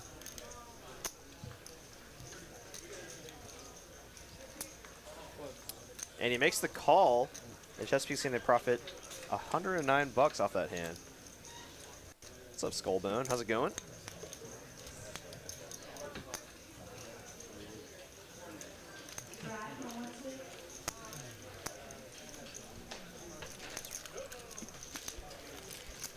How's everyone doing tonight? My name is Ben Miney. This is Derek Ing, and we are bringing to you 1-3 No Limit Hold'em here from TCH Dallas. So thank you all for joining us tonight. We're having a great time for you. Let's get back down to the action as I think we're killing it. We're doing really well on time here. About an hour and a half in.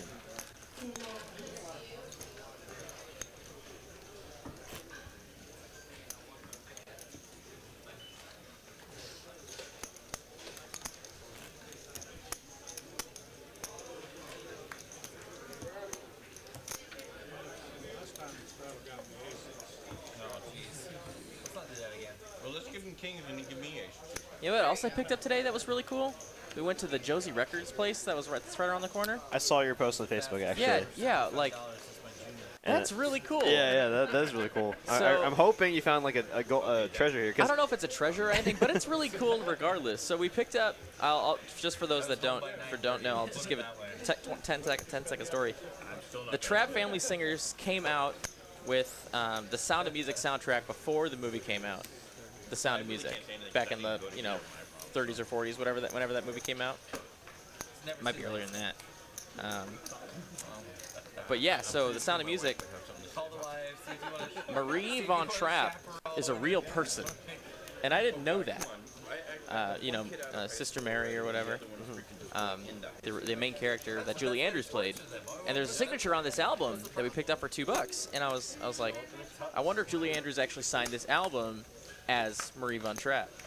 But no, it was actually just her. So I got a signed album from her, which is really cool. Nice. And the hand is, nice. I don't know if it's actually, I don't know if it's worth anything, but I love the Sound of Music. So I'm a big Broadway music individual. Yeah, no, Lauren, she's recently got into, well, I got her a vinyl player like 3 years ago for Christmas, and she's recently got into like collecting vinyls. Like anytime we went to the Bishop Arts District like 3 weekends ago, and there was a vinyl record store, and she spent like an hour there just like sifting through the vinyls and like wow. finding That's ones awesome. for like $1. Yeah, It was like yeah, just for cool sure. vintage vinyls. I just want to make sure. 1964 says Poker Monkeys when Sound of Music came out. That, you know what? That's probably right. It's probably after the World War II era. I'm just like, I'm like, oh, it could be. King 10-3 flop here. Middle pair for Fig. Gut shot for Brock. Just ace high for DMann. And backdoor diamonds, backdoor straight draw for Chesapeake. And you can have mine too. I think. No. I don't know. I said Maria. It's Maria. Sister Maria. No one's called me on that yet, so thank you. But I do know it's her first name is Maria. Glad I didn't get out of line that hand. That'll work And a pot going over there to seat 1. Nice hand. Let's continue on. Oh yeah, we have a cruise coming up next year. March 2023. You could sail out of Galveston, Texas, for just about $700 for 7 days of great poker fun. We're gonna have cash games going all day and night long. Sail the 7 seas. Play some poker while you're doing it. Find out more information, TexasCardHouse.com. How you can get on that Texas poker cruise. They think they're gonna put, 30, 40 pounds on it. Yeah, he needs beefing up.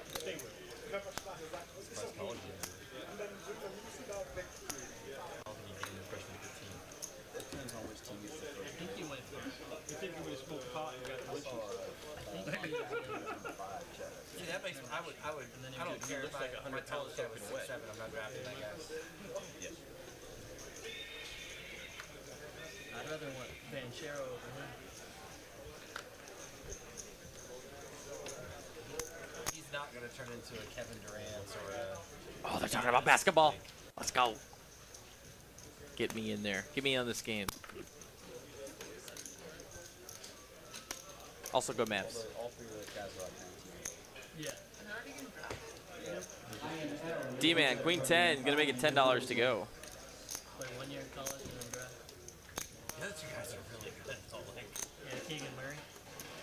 He's gonna sell Paulo Banchero. Murray, Banchero, The only thing Jabari with Smith, they're all like studs. The only thing with Banchero, he loses like 10 pounds. Looks like Savage is gonna call with the suited 2-gapper in 9-6 and Chesapeake with a mystery hand. Let's see a run out here, or at least the first 3 of that 5-card run out. Let's go.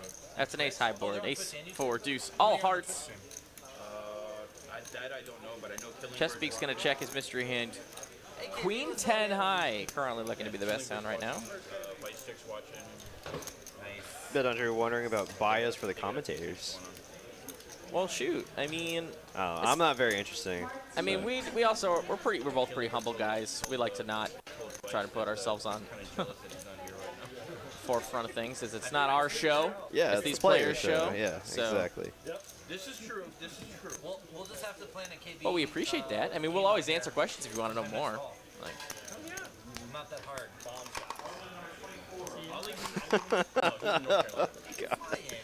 I'm gonna pass. Jeez Louise. It'd be chaos in the chat if we modded him for a week.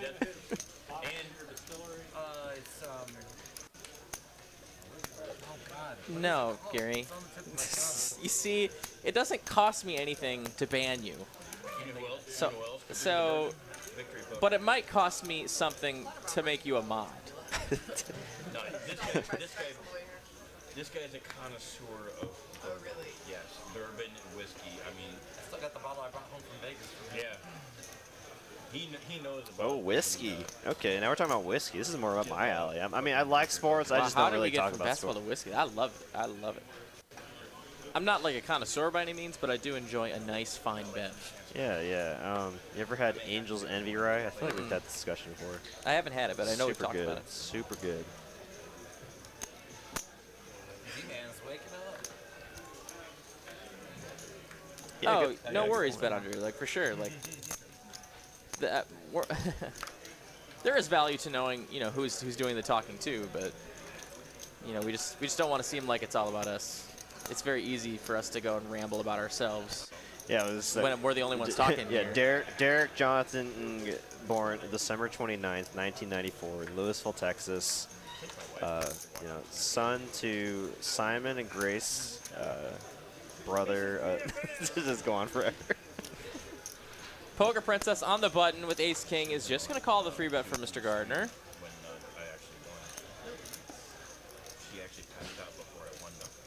Could go two ways here.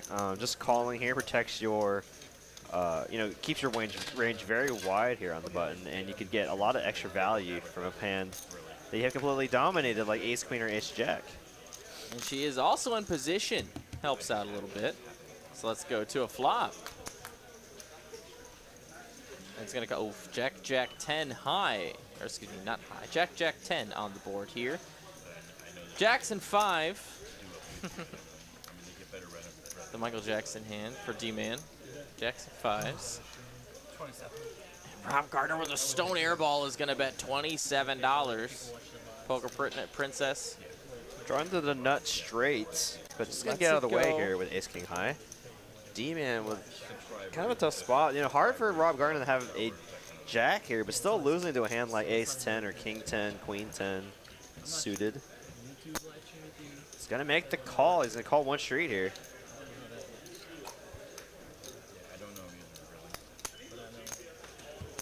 To a turn we go. 5 would make this hand very easy for DMann. Oh, but an 8 instead. Giving some additional outs for Rob Gardner. Now can hit a 9 for a straight. In addition to a 10 or 8 to counterfeit DMann's pocket pair.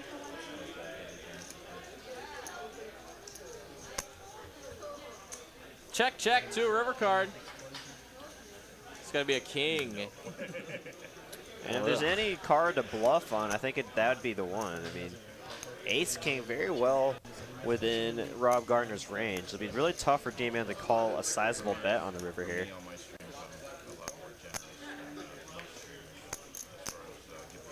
I think it'd just be a little too tight of Rob Gardner to just give up, and when it comes to run out like this. But no, DMann gonna put out a bet of his own here. Not wanting to get bluffed, I guess, or maybe turning his pocket 5s into a bluff. And it's definitely gonna get the job done here. Betting over half his stack, letting Rob Gardner know he has no fold equity if he goes all in. So tough spot that Rob Gardner's been put in, even though he definitely thinks he could have gotten DMann off his hand, and nicely played there by DMann.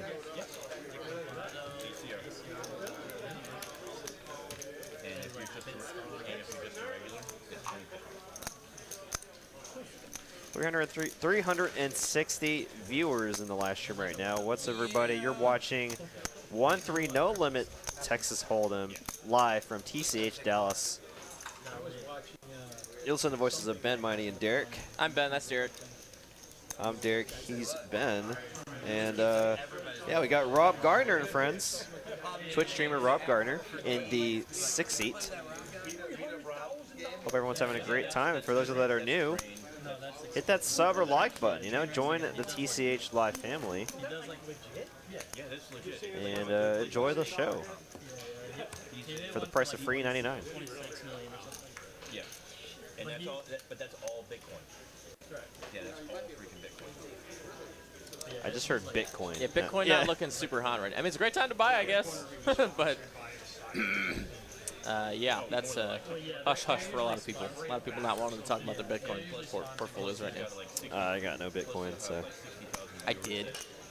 Yeah, when I was on, there was like 15,000 people watching. Yeah, like Trainwrecks, he does like stream for like 30-something hours straight. And he just spends $1,500.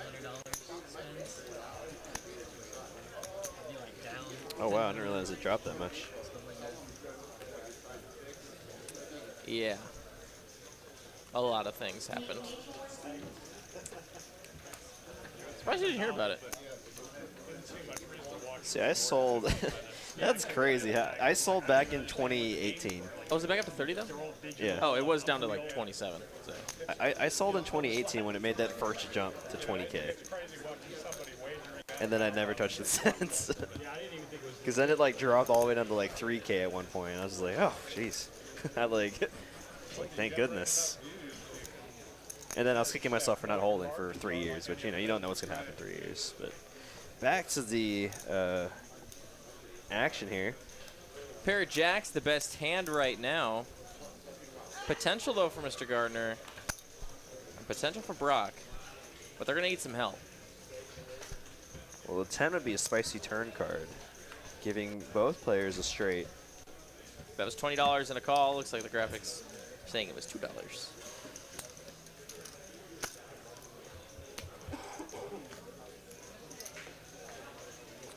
Turn cards at 10 would have given King 9 the straight to the king. That is actually. Wait a minute, that's what happened. I thought the other hand folded. Excuse me. Wow, what a hand here. If 8-9 called, it would have been pretty rough.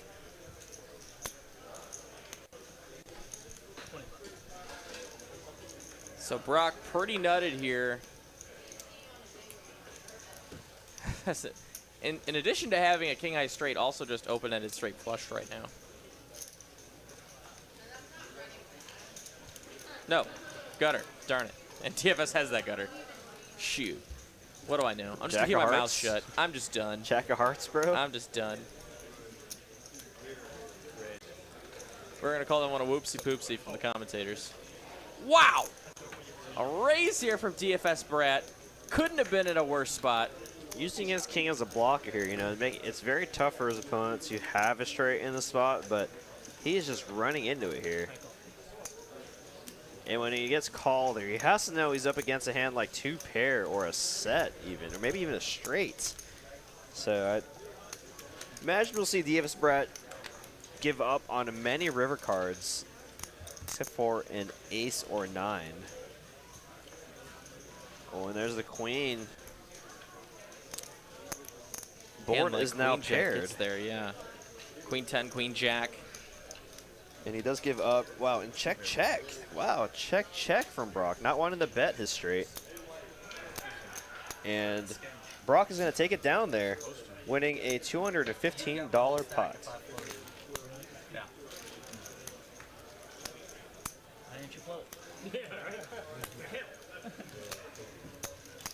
Nathan Baker asking if we saw JD's 150K pots. Did you hear about that? I heard all about it. Oh boy, yeah. Hope he's ready to battle. I mean, I saw it happen, so I mean, that's hurt hearing about it. Yeah. Yeah, I mean, he could. Pretty sick hand. It was wild. Pretty sick hand. I think it was against like the most aggressive player at the table too, right? Like the spots, as they say. Quite wild. It's like he's never supposed to have a 6 or 5 or whatever it was. You know they're desperate for content.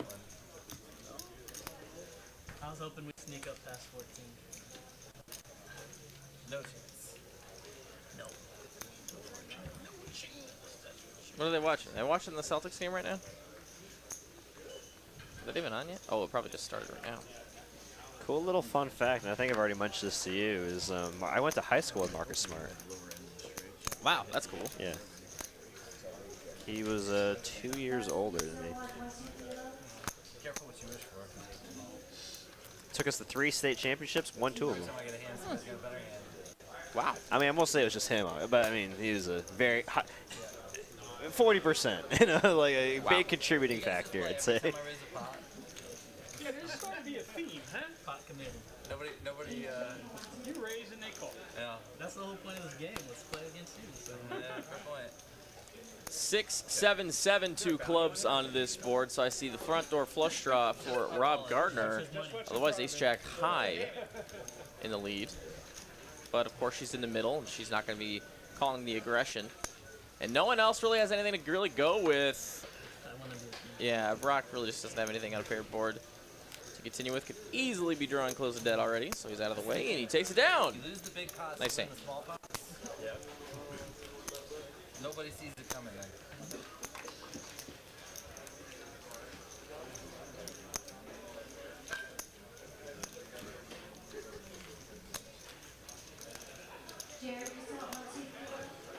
I think Bull Bond should be in every commercial. I just want a Bull Bond commercial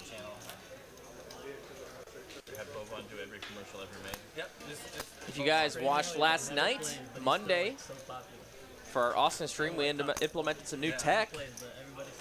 Our new RF poker table. This is a pretty cool looking table. It was pretty sweet, and hopefully, maybe we can get one of those around in these neck of the woods sometime. But yeah, I'm starting to see the, you know, that's not a light discoloration on the felt there. That's the felt being worn for how much we've used it. Right on the Texas card out. That is actual like deterioration of the felt from how often we play on this table. So if you did watch last night and you did enjoy the tech, let us know. If not, you got to go watch that stream back. It was a good one. Aaron and Carolyn do a great job, as they always do. Fig's just going to call the aces of clubs. Definitely a candidate to 3-bet. But, you know, just calling here is going to invite Brock with the clubs as well. And we could see a big one if we see 2 clubs on the flop. And we're seeing, you know, a very classic Texas 5-way, multi-way pot.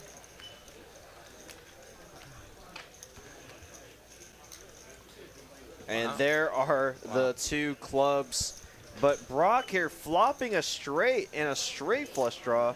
Fig with the nut flush draw. Venom is open-ended, and DMann backdoor clubs and a gutter to a king high straight. Action flop for sure. And DMann's gonna do the betting here. No, excuse me. Excuse me. Brock actually is gonna lead out here, betting $40 with his straight and straight flush draw. Venom's open-ended. I imagine to make the call as well. Has backdoor heart possibilities. And Fig here, sending a stack of 1.2K with the nut flush draw. Can't imagine it'll go anywhere just yet.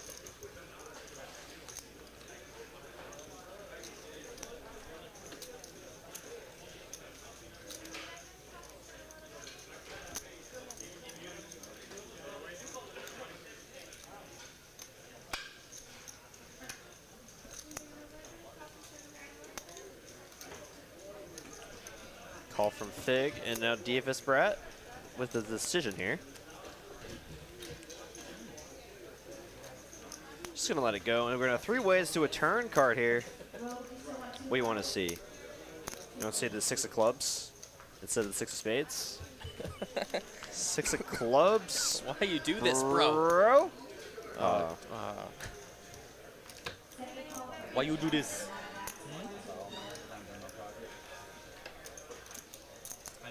If you could just show me the way. We just saw one of our waitresses, Eileen, and actually shout out to her. She passed her dealer audition, so she'll be joining us in the dealer mix. Did she really? Yeah. Let's go. That's always an exciting I think they're just time. waiting for the new next week's schedule to put her on the schedule. So I think she's gonna work on it as a waitress from now on. Until then. That's awesome. That was 6 of spades, bro. That's more realistic. That's just the club. It's a 6 of clubs, man. 6 of spades, bro.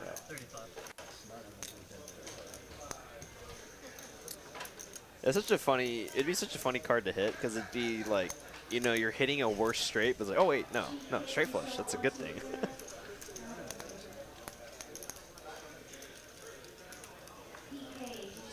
Brock gonna bet out here with his straight, betting $35. I'm trying to get a crying call from a jack, a 9. Yep.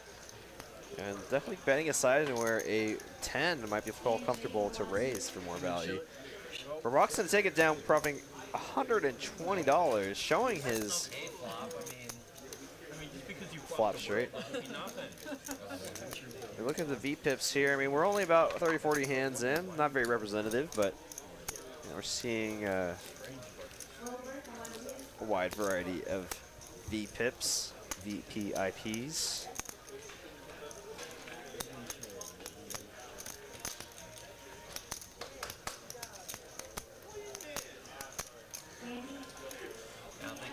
win the lottery the next 4 years in a row, we might have a good team.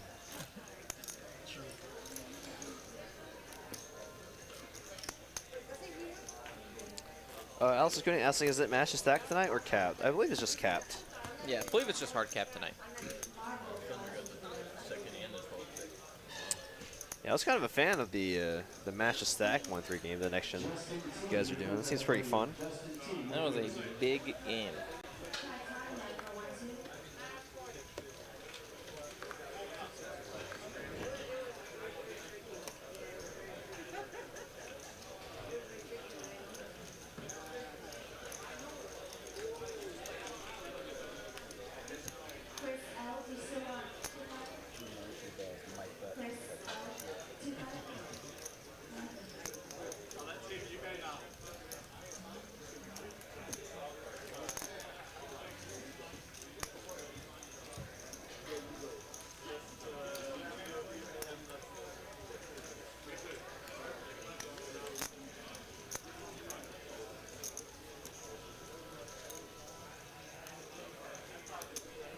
Rob Gardner raising under the gun with the pocket 8s to $10. Chesapeake calling in between 9-7 hearts.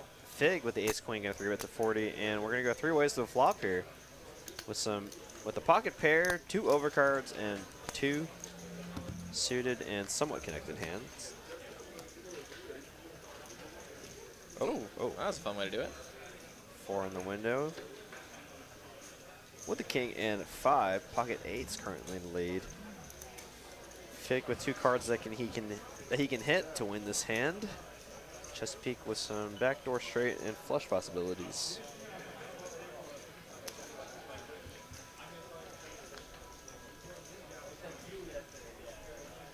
Three of hearts. This is gonna be a magical turn card there for Chesapeake, giving him both straight and flush draws now. Gardner checks his 8s. I think Chesapeake gonna go for damage control and just check Sea River as cheaply as possible, but Fig looks like he wants to put the pressure on with the ace high.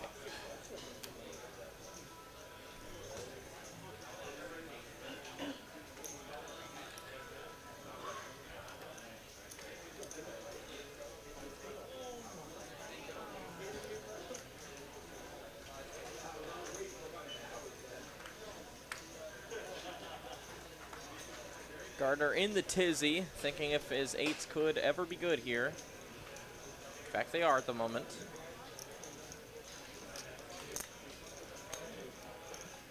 But doesn't want to get in there with one player left to act. He might have a different decision if he was going to go heads up. But Chesapeake here with that flush draw and a gutter. There's no showdown value, though. I think this hand actually functions a lot better as a check raise than a call here. But let's see if he agrees. Looks like he might want to call, though, and see one more street. And he's going to go ahead and float one. Let's go to the river.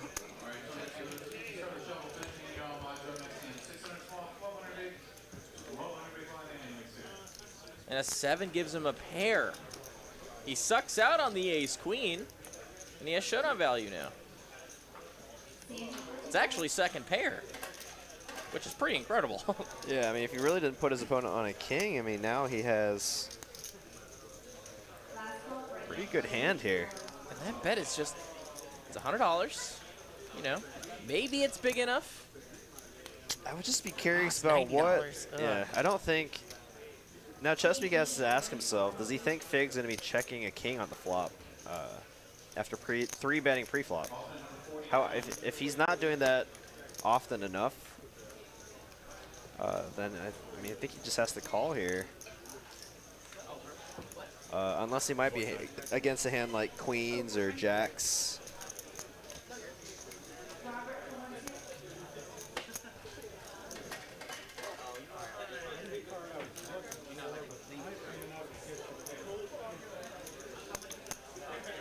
Looks like Chesapeake's cutting out the calling chips here. I mean, $90, not big enough here really to get a fold. I mean, getting an amazing price, $90 to win a pot of $424.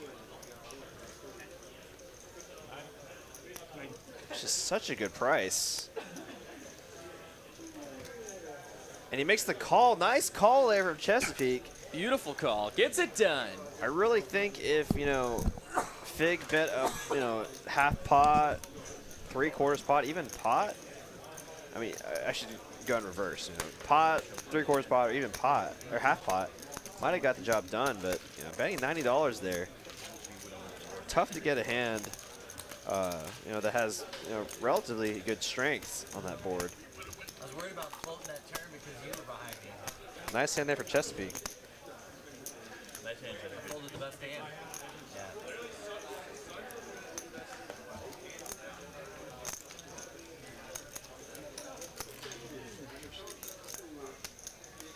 Yeah, I am getting hands and breaking hands. Yeah, it's been happening to me the past couple of It happened to me last night. Did you ever play it like that?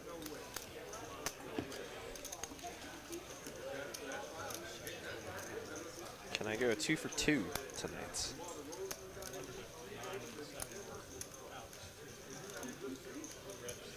Oh.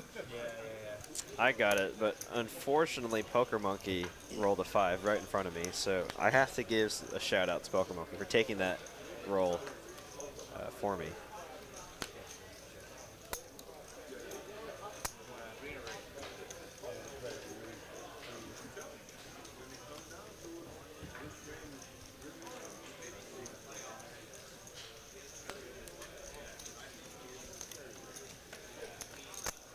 Two for 2 tonight.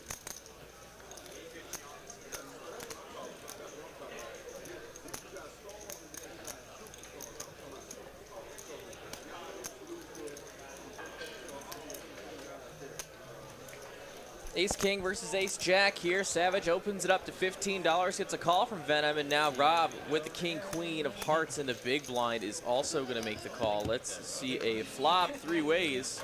Gotta be positive, man.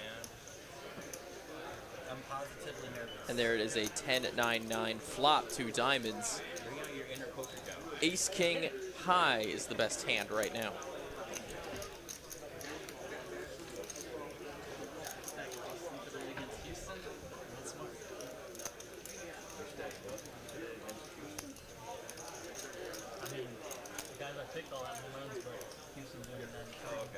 Checks all the way around to a turn card coming. And it's a jack. Ace Jack finds the suck out, but unfortunately, we're not done yet. King Queen is open. No finds. Oh, God! Just has a straight to the king. I thought it was just open-ended. Excuse me. Yeah, got our ball through the nut straight, but front door Wowie diamonds do wee-wa. come in. No diamond in either player's hand, though. Venom is going to bet his 2 pair here. Is drawing live to boats. But Rob Gardner, the king high straight.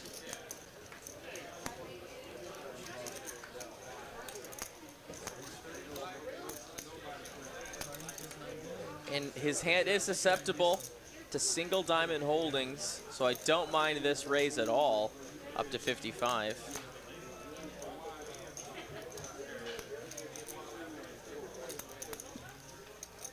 Any 9, any diamond, he wants to make sure they have to pay for it to see a river card. That includes jacks as well from Venom.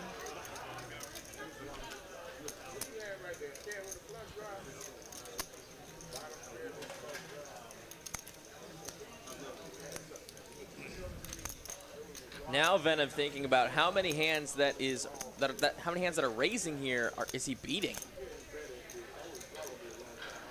Ace 10 with the ace of diamonds, maybe? But that is like it. Yeah, not too many bluffs, but we'll still make the call. It is a good price. So absolutely, yeah. That's just too good of a price to fold it.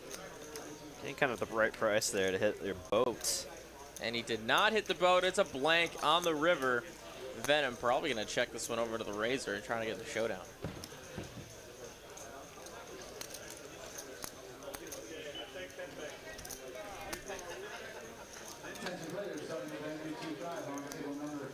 seats for the following: JP, Dennis, Rob, Art, Trish, Tanya, Mara, Dave. He's in the blender. He has not made an action yet. There he goes. He does check. That is a brand new 2-5 on table number 26. Please make your way over there and lock up your seats.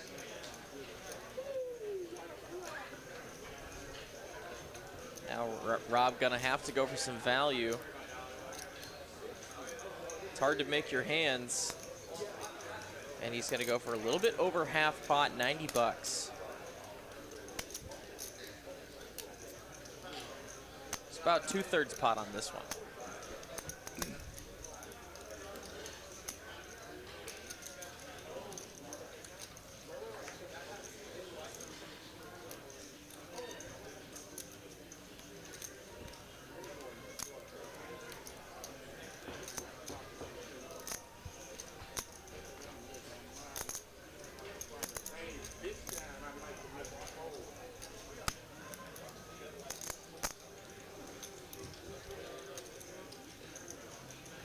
Beckom still has not made a decision yet.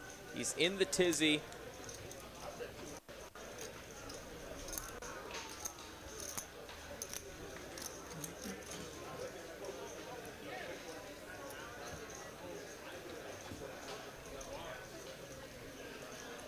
Does still have top pair here with a really good kicker, the best kicker.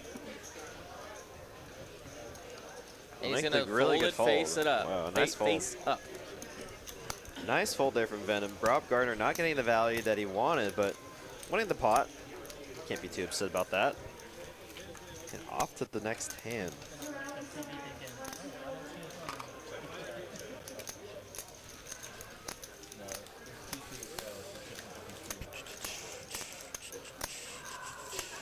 I went too much. I got too greedy.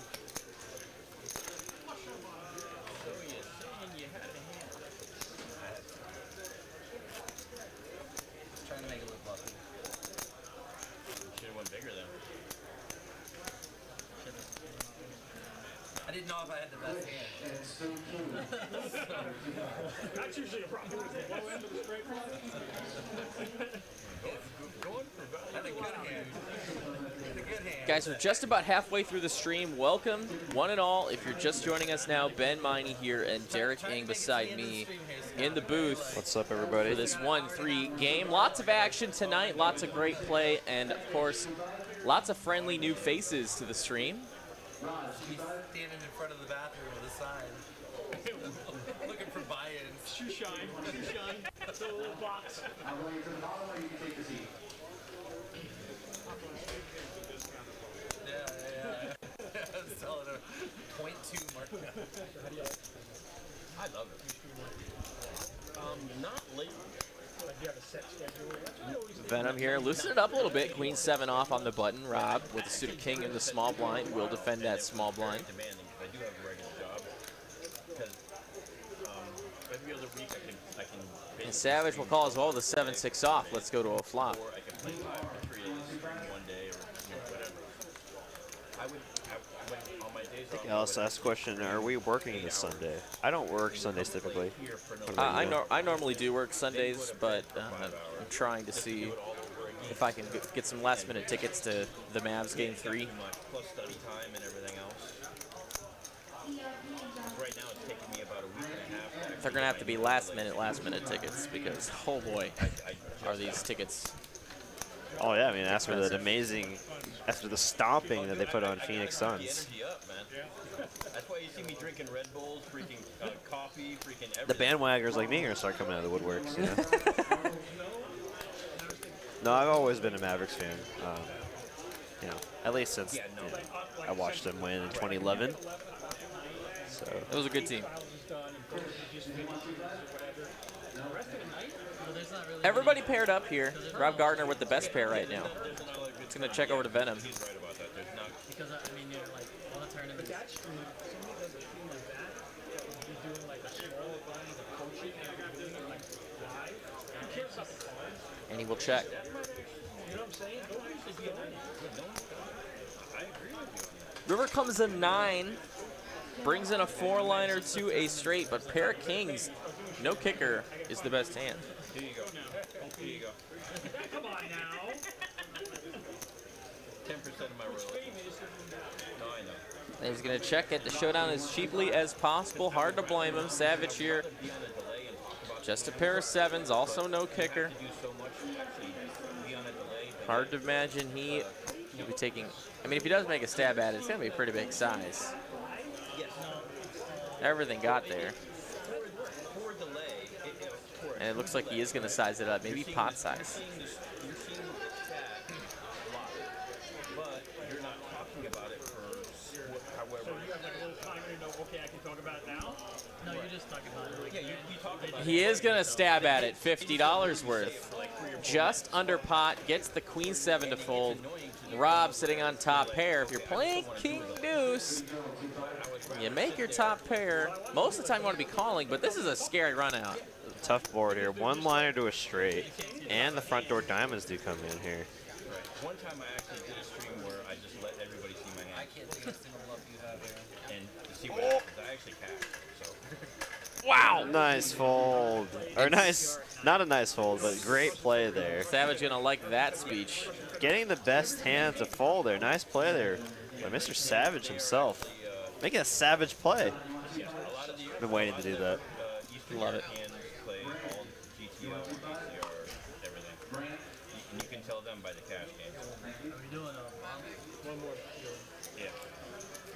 John B, what you buy? I think it's right.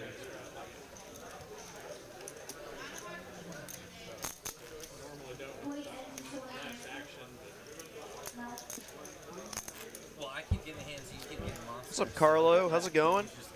Yeah, Chesapeake. Why don't you bring them over here, man? Bring your monsters over here, brother.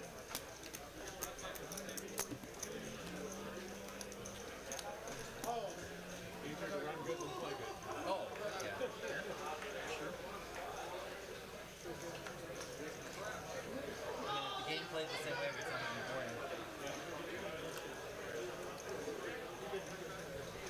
No matter how much I do this, I never feel like it's enough. I'm just same. I'm like, come on, one more. Read my cards. I want to see myself.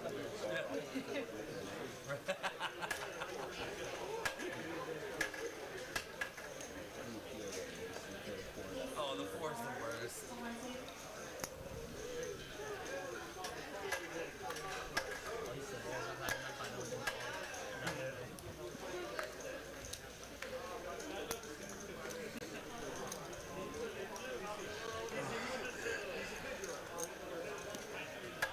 Rob Gardner, King Jack on the button.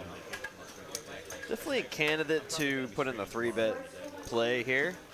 Has some good removal to a lot of strong holdings, but the problem is Fig did raise in the very, very early position. So I think I would definitely lean towards just a call a lot of the time against a player, especially against a player who hasn't really gone out of line this evening. But he is going to put in the 3 bets, making it $85 to go.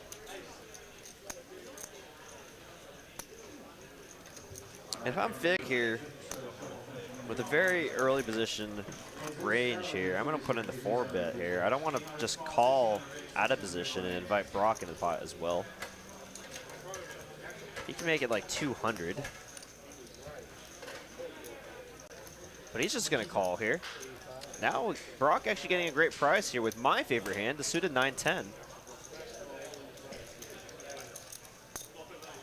And he is going to call. We're going to go 3 ways to a flop. 10-9 needs help. King Jack needs help. Will they get it?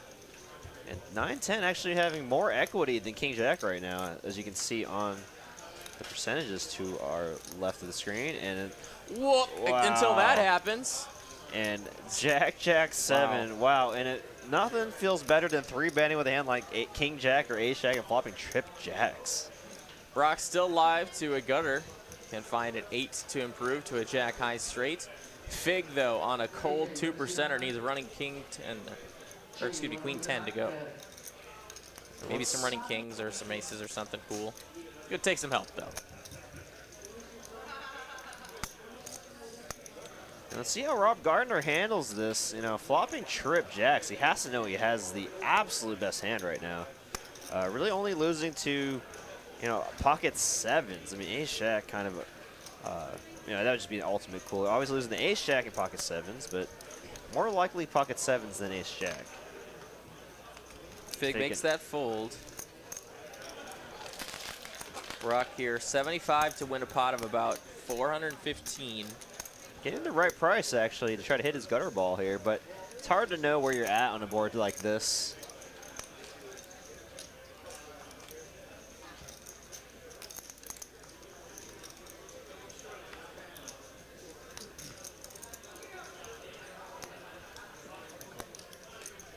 He does make the call here. I mean, he's only drawing dead right now to Jack 7, right? And that's that hand is not going to be 3-betting pre-flop. Pocket sevens. So if he can assume that he needs to catch an 8, you know, right price, as you were saying earlier.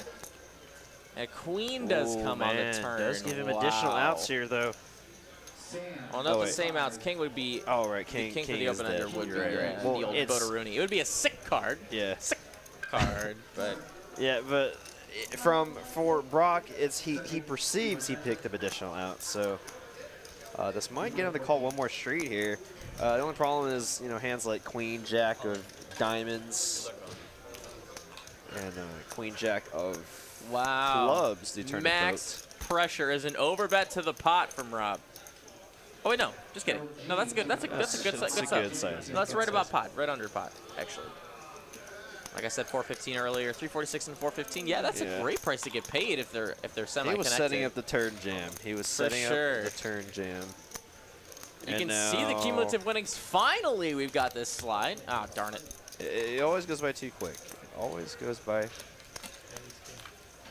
DMann, though, we saw is currently our biggest downswing on the game. Fig is up 360 bucks. Chesapeake is also up over 300. What's up, Pez? I see you in the chat. Hope you're having a wonderful evening. Hope you had a great day at work. Seat 7 versus Clinton, an arm wrestling match. I don't think that's close. Oh, we got a shot of our room here. Well, it's just a little busy here on a Tuesday night. Oh, I saw Kyle Z spotting here on table 4. Playing some 2-5, I imagine. Match stack. Super deep stacked 2-5. Probably has like a 10K stack, 2-5. It looks like about 4K. Oh yeah, I don't care. What do you guys want to do? Same as last time, you when you do a flip this time. And we got another first-time dealer, I think, for the live stream.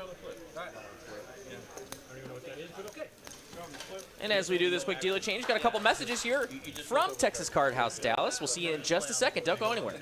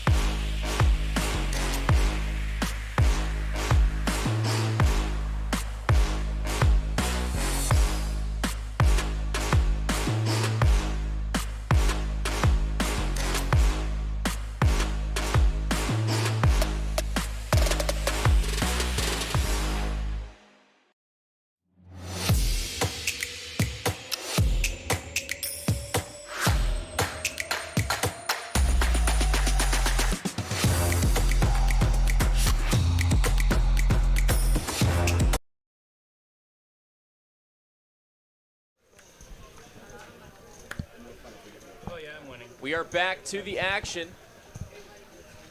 Oh, wow. Wow. No sweat there. Ooh. Jack's full. Oh, come on.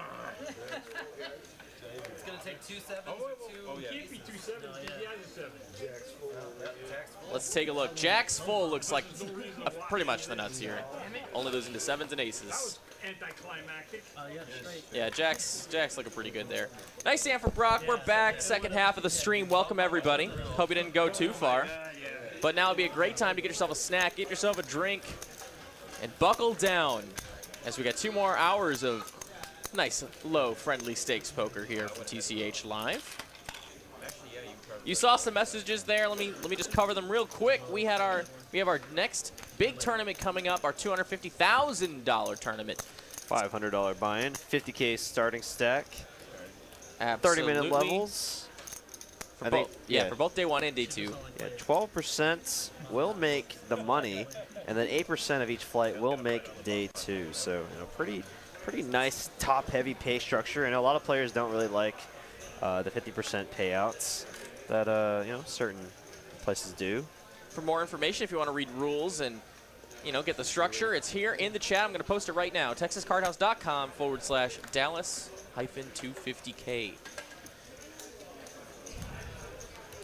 I know I'm going to at least try to fire 1 bullet in that tournament.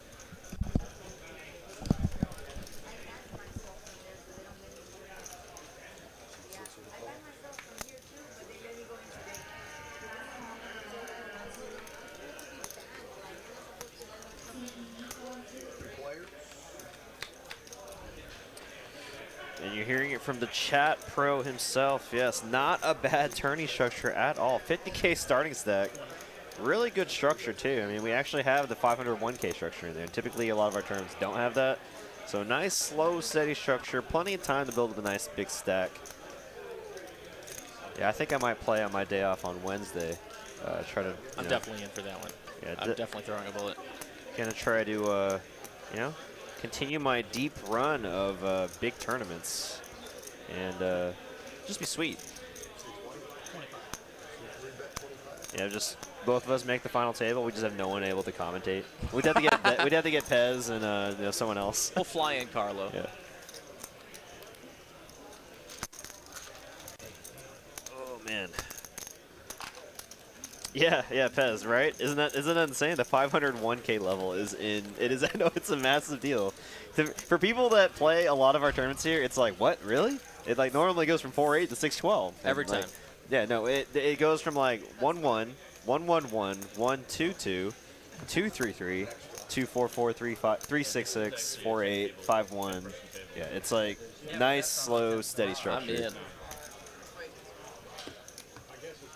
Apparently Pez is making the final table as well, so I guess we'll have to get like Carlo, and I mean we'd have to imagine a lot of our commentators from the Austin stream are going to be playing the tournaments. I mean they're going to make the final table too, so I mean with Carolyn, Aaron, and Lottie, so that's 1, 2. I mean that's a full final table already. I can't even count that high. Like hello.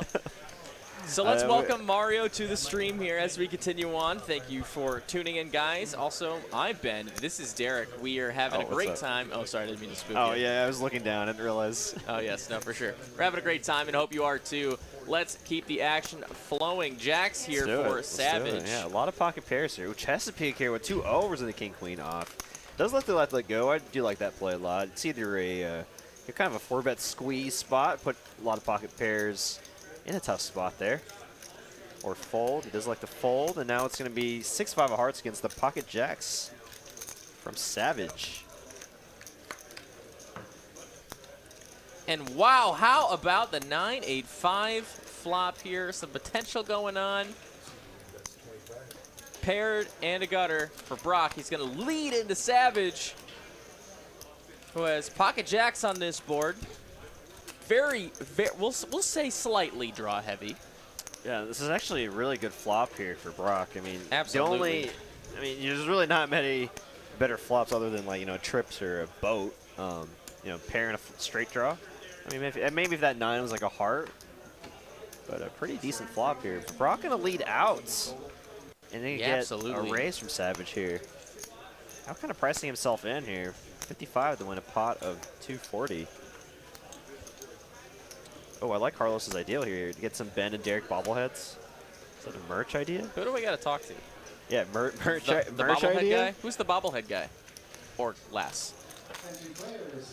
I mean, I would buy a bobblehead of myself. I've always wanted. I don't know if I would. Ever since I saw that episode of The Office with Dwight, and I was like, oh, maybe I kind of want a bobblehead. I mean, bobbleheads are just Funko Pops now. I mean, that's just kind of where we're at.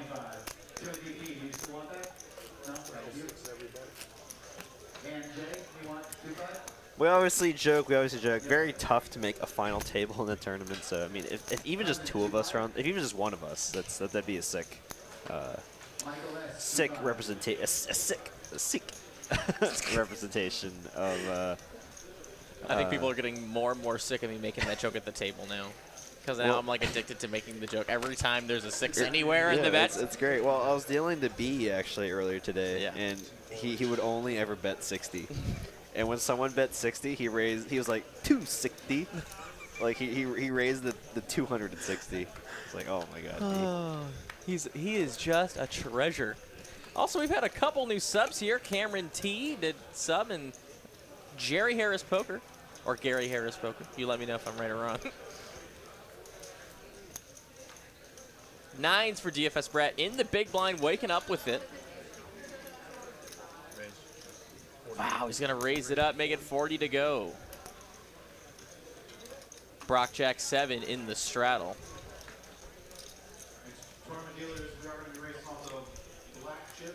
Wow, he's going to make that call. And now DMann in the +1 with the Queen Jack. He is in position, but that's about all he's got going for him. I would imagine as far as in the ranges he's thinking that these players are in. But he's going to make that call. Let's see a flop, and it's going to be ace high. 3 hearts, though. So how about the flop flush from Brock? Wow, and a set of 9s for DFS Brett. Oh, no. DFS Brett's been waiting all night for a big hand. Oh, God. I'm surprised. Wow. I'm surprised DFS Brett decides to check. And a jack on the turn. No heart on the turn. He's going to get DFS Brett to bet here. Doesn't want to see another heart come on the turn, on the river. Excuse me. Could see a bet, a raise, and an all-in from DFS Brett. So let's see if I'm right.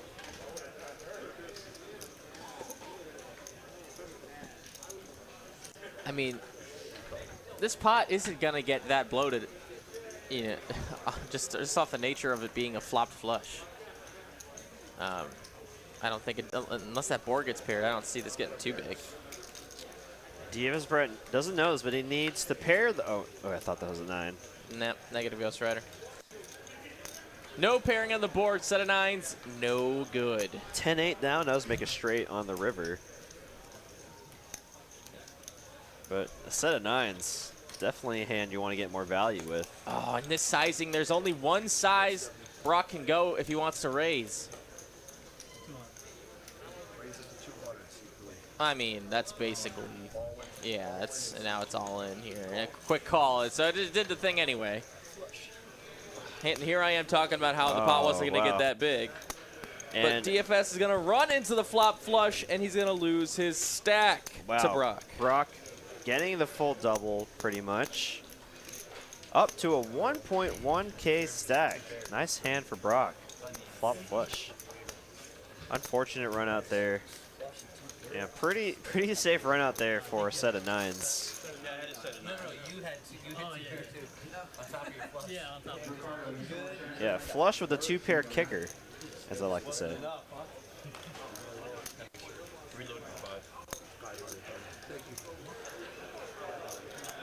Don't be shy, rebuy, says DFS Brad. He's got the bills ready, and he's not done yet. He's coming back for those chips.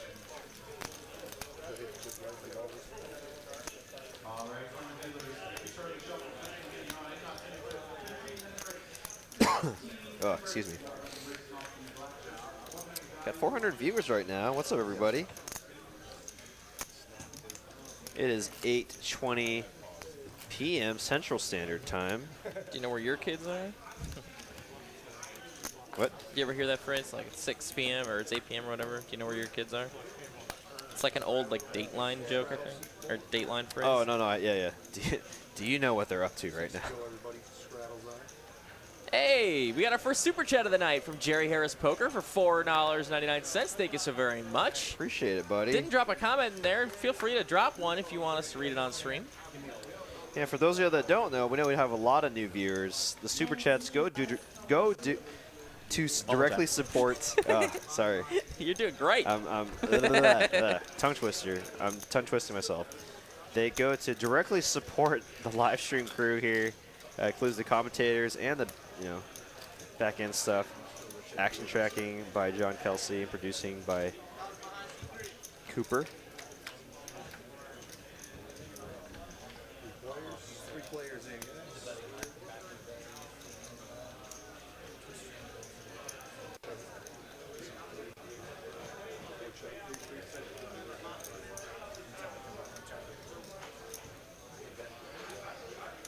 Appreciate it again, Jerry.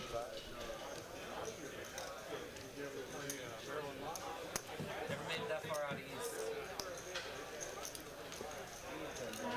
Well, northeast. I've been out to Cherokee, but never been to Foxwoods or Maryland Live. Oh, wow. Look at all these rolls. Roll a 9 from Ragnar would be a 3. Time to get in there. Oh, yeah. That means it's... No, me first. Yeah, let's go. Come on. It can't be red every time. Yeah, the algorithm is in our favor. Yes. Yes. Oh, I think I already. I have to wait a while. Let's go. You saw the string of blacks, and you're like, all right, all in red. Now is the time. Or the for Baccarat, it's like, well, I mean. That's how I play. That's honestly how I play. Gotta go for Dragon. And it's not profitable. You're not supposed to like follow trends. That's why they're there. They wouldn't be there if they weren't profitable for the casino. Fun fact, guys: if you play roulette, if you play Baccarat, don't look at the frickin' boards. Just don't look at the boards. They're there to trick you. Do Brock with whatever won your a heart massive tells pot you. there with Jack 7 hearts. Looking to win another one here with Jack 7 of clubs as Savage is going to wake up with the kings versus the 15 bucks. And then ace high flop. Pretty obviously. Standard. Obviously. Actually, I played last night and I got kings 3 times and there was an ace high flop on 2 of them. No. Not a fan, obviously. Savage going to bet out here, betting $20 here. Going to get a fold from DFS Brats. Brock with a flush draw. I can't imagine he's going to fold just yet. A king of clubs would be pretty spicy. 7 on the turn. Going to give him a pair to go along with this flush draw. Now picks up additional outs in the form of a jack or 7. Check over to Savage. Let's see if he decides to bet out here. You know, not having the king of clubs in his hands makes it a lot more likely that Brock could have a king high flush draw. So I do like this bet a lot here. So plenty of hands that he can get value from. Brock going to call the 45 and a turn card, please. 10 of diamonds. Brock going to brick out on his draw, and it goes check, check. And Savage going to show the kings. Nice hand for him.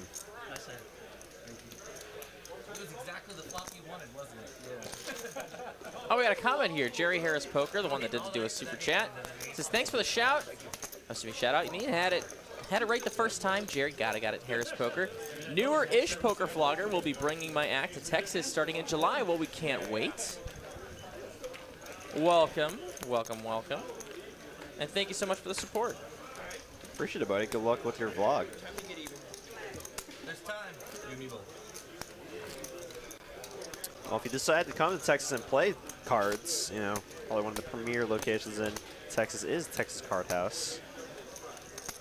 All of our locations. Alice Acuna asking for a new light goal. Yeah, we're way past the 150 now. So what should we do for an end of stream light goal? Let's do a 9 o'clock light goal. Oh, another 30 minutes. Let's do another 30 minutes. Let's smash a sweet 30-minute light goal because you guys are always amazing. Let's see, we got 378. Let's go over the old 210, little 210 ball, and then we'll set up a end of stream light goal. That's only 40 likes. Do it for the boys in the booth. I think the end of stream light goal should be 260. $60. I have permission to make that joke from Derek. Please leave your pitchforks at home. Oh my gosh. And honestly, everyone thinks it's funny. I hope so. I really do.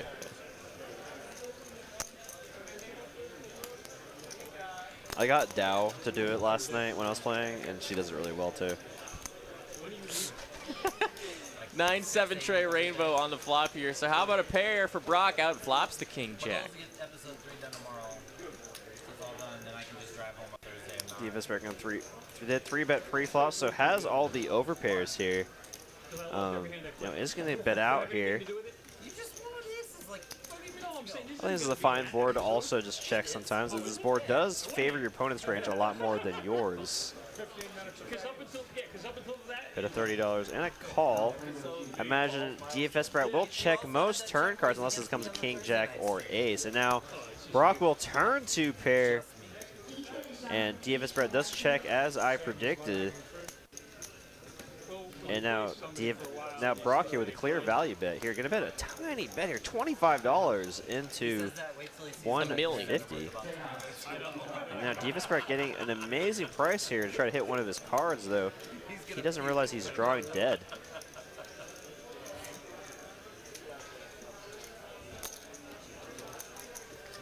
I'm sure I didn't have anything to call. Jack of clubs on the river here is going to give DFS Brat top pair, No. which is going to be disaster. He's going to have to call any bet here. And tiny bet just makes seemingly the minimum on that river. We're going to bring him to Vegas, but... Wow, yeah, I mean, he could definitely gone a lot larger there, even like 100. And I think, you know, if you're going to float with king high on the turn and hit your top pair, it's tough to fold. No, I'm just finder's fee. I'm not talking about. Rob has the same kind of voice crack that I do, and I can appreciate that. I only want 5%, buddy. Pay your tithe. I mean, he knew how much of a gambler I was. So that was Yeah, I did. Yeah. I remember playing Oh man, back's kind of sore right now. You know when like you're reverse on the poker chair? Yeah, every time I play That's just how I want to sit right now. some dude walks up in a Lakers jersey from like 2012. I almost didn't win. Oh, excuse me. Sorry.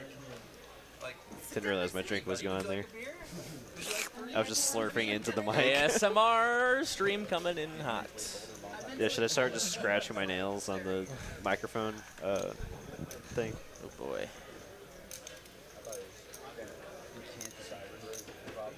What do they call it? Slurpgasm?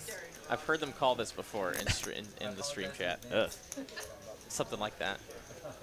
DMann on the button with a pretty nice hand, ace king. Jerry Harris asking, how do you get invited in the stream? You don't get invited, you get selected. Yeah, you get to sign up. Yeah, go ahead. What? No, you're right. I thought you thought I interrupted you. Sorry, my guy. No, yeah, you're exactly right. You get selected because there are a ton of applications to get on this game. Obviously, being a little lower stakes, everyone wants their camera time, and you know, and at a